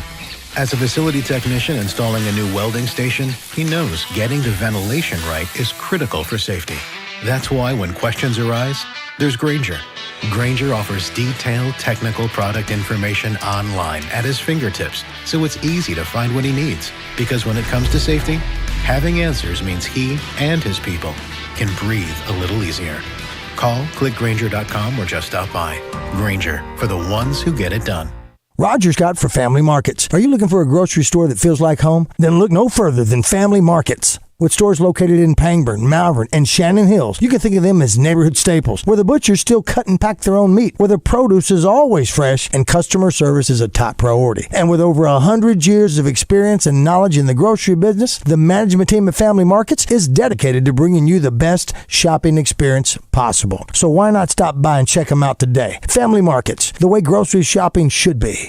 It's kickoff in Arkansas and the 76th anniversary of Razorback football inside historic War Memorial Stadium. Begin the holiday weekend right with tailgating, the Hog Walk, the UA and UAPB marching bands, and Razorback football's 2024 opener. Call the Hogs on Thursday night, August the 29th, at a historic in-state matchup with the UAPB Golden Lions. Kickoff set for 6:30. Get your tickets at ArkansasRazorbacks.com, and we'll see you on Thursday, August 29th, 6:30 in Little Rock.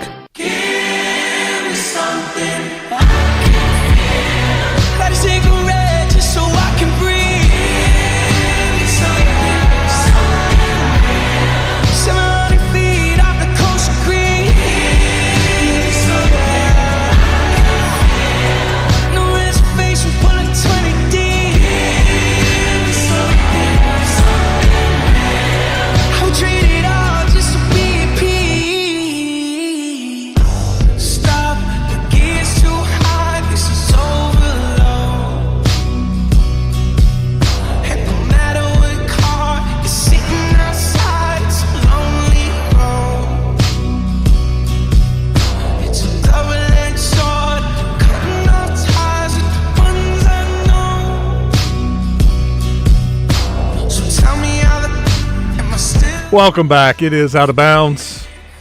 Wrapping it up on a Tuesday. We got about 20 minutes to go. Glad you're with us. I said we'd take a phone call. Heath and Cabot. Heath wants to talk. What's up, Heath? Hey, good afternoon, gentlemen. How are you? Pretty good, pretty good. Listen, you know, I usually try to save the calls for Trash Talk Thursday, especially coming up upon the season. So, but listen, every time I hear the name of the great Mitch Mustaine, it takes me back, and I always think, what could have been? What if? Great documentary if you haven't seen it, The Identity Theft of Mitch Mustaine. You got to check it out. It'll put a lot of things into perspective. Anyway, guys, that's all I got. Okay. Glad you called. Thanks, Heath. It is a good doc. I enjoyed watching it. NBA Today was on the air when L.A. was hit by an earthquake. Listen to this. Home country in these Olympics. And it was so much fun to see, particularly the crowd sort of getting behind as we have a bit of an earthquake here in Los Angeles. So we're just going to make sure that our studio lights, everything stays safe, everything's shaking. You good, Mylan? Everybody good? All right, thank you so much for bearing with us through that. Our studio was shaking just a little bit. Tarsi, if you're still good in the studio and everyone's still good. All right, so this is what I want to show you now. Rebecca, I appreciate you just bearing with us here. First, great job of just rolling with it and then moving on. Because I'd have been like, okay, we're going to take a break. We're going to hit this commercial. We'll be back in a couple minutes. We're going to settle down. Yeah, but she just went through the earthquake. Lights quit shaking. All right, inside of a TV studio, we have tons of lights, and they're all overhead, and they're hanging. They're on these little bars, and they're attached to these grid, and that way, if a set moves, you can come in and slide those lights around and move those lights. I mean, you don't do it on a normal process, but if something in your studio changes and you want to build a new set or move this set over here and change the weather wall, these lights aren't stuck there in that position. They're kind of hanging. I can only imagine an earthquake, those lights moving back and forth, and that would be my fear. One or several of those lights dropping from the ceiling that's probably about 40 feet in the air and landing on someone. So that would be kind of nerve-wracking. Yeah, it's definitely a scary situation. And anytime you go through that, no matter what the magnitude is, how strong the earthquake is, it's scary when you feel it shaking. Did one time, only once, we were in an apartment and we had the little, the tremor from one of the earthquakes up in northern Arkansas and felt it. I was like, oh, wow, that was an earthquake. I can't imagine what it's like in L.A. My daughter, right after she moved out there for her freshman year, about a year ago now, they had a little earthquake. And she's like, that was weird, Dad. That was weird. Yeah, you can only imagine with that if you haven't been through it. Let's get back to the Olympic talk of the men's basketball team. Here's Kevin Durant on Steph Curry and the heat check. Is that the greatest heat check you've ever seen? I've seen so many from him now, but that was on this stage, his first Olympics, the world watching, especially after what he did last game, to follow it up again. That's probably the greatest. That was awesome. 4 and 2.5 minutes? Yeah, it was 2:59 on the clock. Wow. Kendrick Perkins. Team USA will cause NBA roster shakeup. Oh, I got to hear this. I've witnessed watching this Olympic team this summer is watching guys develop relationships. And what happened is when you over there, while guys were over there in Paris, guys were breaking bread together, guys were having conversations together. And I'm gonna say this next NBA season is going to be interesting. Because if things don't go as planned with the Los Angeles Lakers, things don't go as planned with the Golden State Warriors, or things don't go as planned with the Phoenix Suns, all of them are in the same conference. I'm looking at it and I'm saying to myself, after this NBA season, we might see some moving parts. And I wouldn't be surprised if we see a reunion with Steph Curry and KD, or LeBron James and Steph actually making it happen, or we see Kevin Durant go to Minnesota with Anthony Edwards, because we saw it. They had a signature handshake. And so those relationships happen, man. And so, at the end of the day, I want to watch this season right here and see how things work out, but I would not be surprised if we see LeBron James and Steph Curry before the end of LeBron's career share the floor together. It's not crazy. I mean, you think about the bond that is built on a trip like that, the relationships that last, and I wonder who would be leaving who would be joining who. It would have to be LeBron joining the Warriors. State. And actually the Warriors inquired about trading for LeBron. If it wasn't this past off season, it was the previous season. They've inquired about this before because Steph is such a staple in the Warriors organization, and LeBron, he's established himself with the Lakers also, but LeBron has moved around, so that's the one that you would see more likely to happen than Steph leaving Warriors. I wouldn't have an issue with that. I mean, Steph's a likable guy, and I'd root for him, and I hope he can make another run. And if that meant LeBron joining him, I'm fine with that. It was cool watching them play together in the Olympics. I enjoyed it. Absolutely. And to see those three players, Steph, KD, and LeBron, all together. All right, one more. Now move to the women's side. Taurasi gets her 6th gold medal. I'm just happy, Sometimes you don't think the end's ever close, but when it is, it really makes you feel grateful. How do you get in there, brother? Lucky. I said I was with my idols when I was young. I was with my counterparts in the middle. Now I get to see these young superstars growing, and I'm just happy to be a part of it, and they'll continue the legacy for sure. I was thinking about this the other day because I saw the graphic, with her 6th medal and how cool that was. What a great accomplishment. She didn't play a minute in the Olympics, is what they said. Is that true? No, she played. She didn't play a minute in the championship game. She may not have played a minute in the semifinal. Okay, maybe I misread it. I thought it said she didn't play. No, she played. I thought that was odd. Right. Because there were some blowouts. Mm-hmm. Okay, well, that makes me feel better because I was thinking, look, and I have no problem with her being at the end of the bench and being rewarded for a great career and a great service to the American Olympic team over the years. Obviously, this was her 6th, so 5 other times. If Caitlin Clark would have just been stuck on the team and not played a minute, into the bench, coach didn't want to play her, didn't want her on the team, but was forced to take her, that would have been bad. Because you think about it, the outcry for the Caitlin Clark fans that would have been upset that she wasn't playing any minutes, it would have been a distraction for a great team. So in a way, I'm reversing course. If they weren't going to play her, I think it was smart not to have her on the team. Diana Taurasi, it's a different situation. It's not like Diana Taurasi versus Caitlin Clark. No. It's the fact that I'm not saying that you're saying anything. It's a different situation, Caitlin Clark versus Diana Taurasi. And Diana Taurasi, with the history that was there, they wanted her to be the most accomplished athlete in the history, and she was able to attain that. And it was a matter of matchups. Some matchups, like they had these last two close games, especially with France, as close as that game was, you need to be able to put who's the best on the floor to get it done. And that's not to say that she still couldn't be one of the best, but for that game in particular, her playing at an advanced age, there are players that match up better in that game.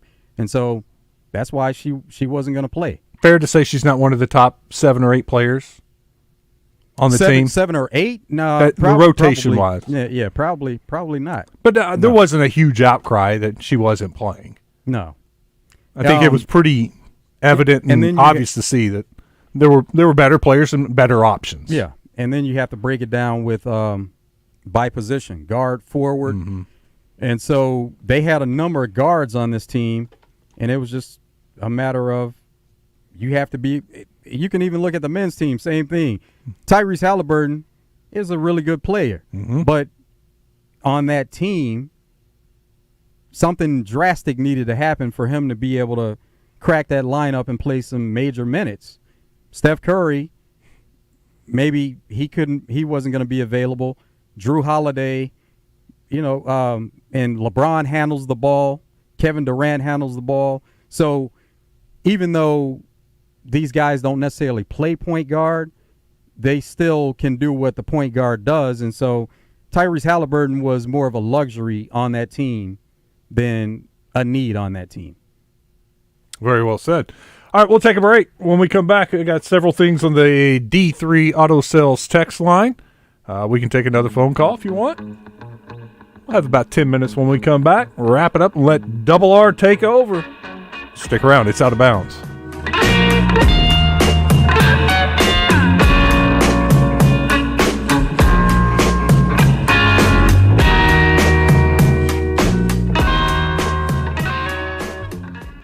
Hot summer days can put a strain on our power grid, increasing the risk of citywide rolling blackouts.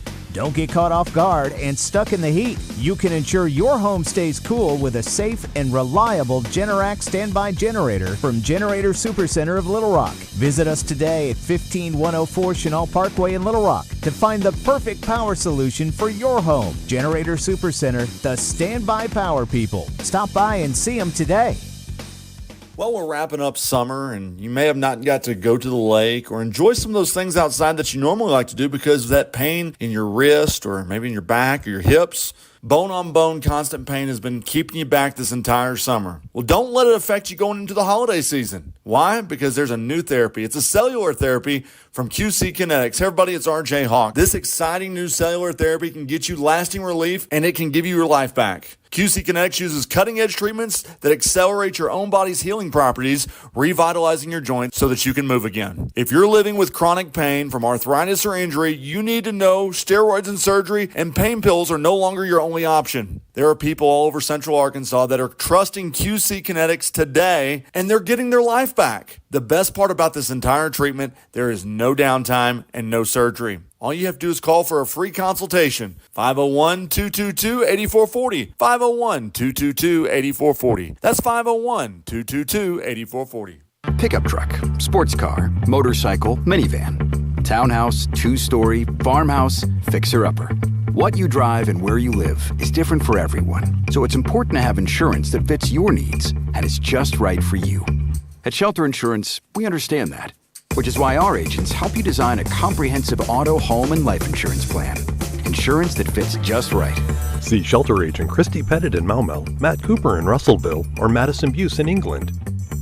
Proudly serving Little Rock and the surrounding areas, All About Tire and Brake Tire Pros is your trusted one-stop shop for all your automotive needs. From auto repair to buying tires, our experienced technicians and tire experts will provide personalized care and expert advice to help keep you and your family safe on the road. Any car, any job, our goal is to make your experience quick and easy. Visit us today in Little Rock or Mapleville or online at allabouttireandbrake.com. Tire Pros, love the drive.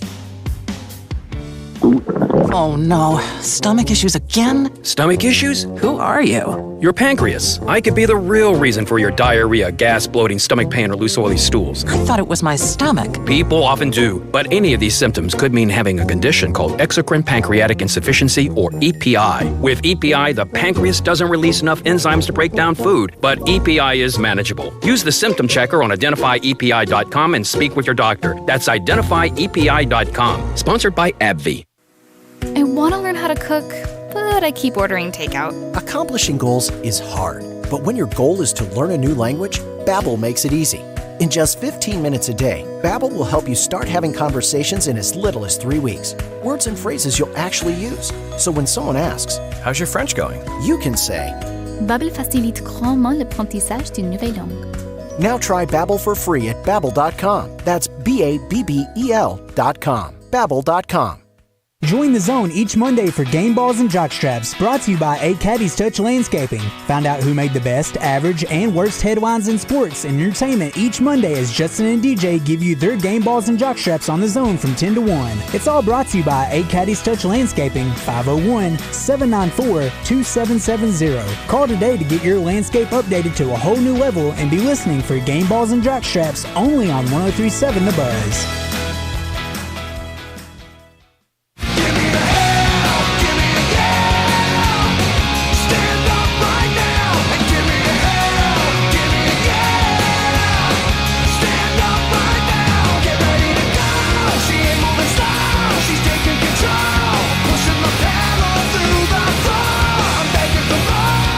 All right, here we go. Final couple minutes on Out of Bounds. Buccaneer Boyd says, you mentioned Minnesota will have a rough year. Yep.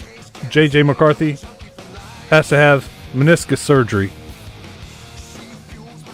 That's just part of it.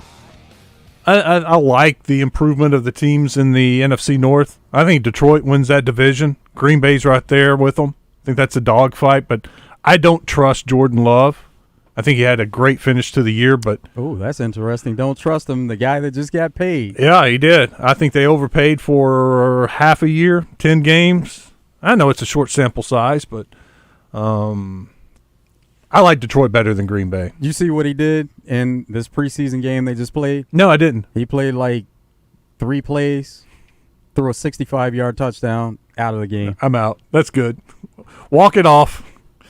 I think Chicago finishes ahead of Minnesota. There's your bold prediction. Minnesota finishes last. I don't know if that's so bold, though. I think that's kind of how people have it shaped up right now, where it's Packers, Lions, Bears, most people. Mm-hmm. But there's some that they feel good about what the Bears have done, the improvement that they have there, and they may put them in that second position, if not taking a bold prediction there and going out on a limb saying Bears. Bears winning the North? Yeah. Wow. That is a bold prediction. I'm not ready to go there.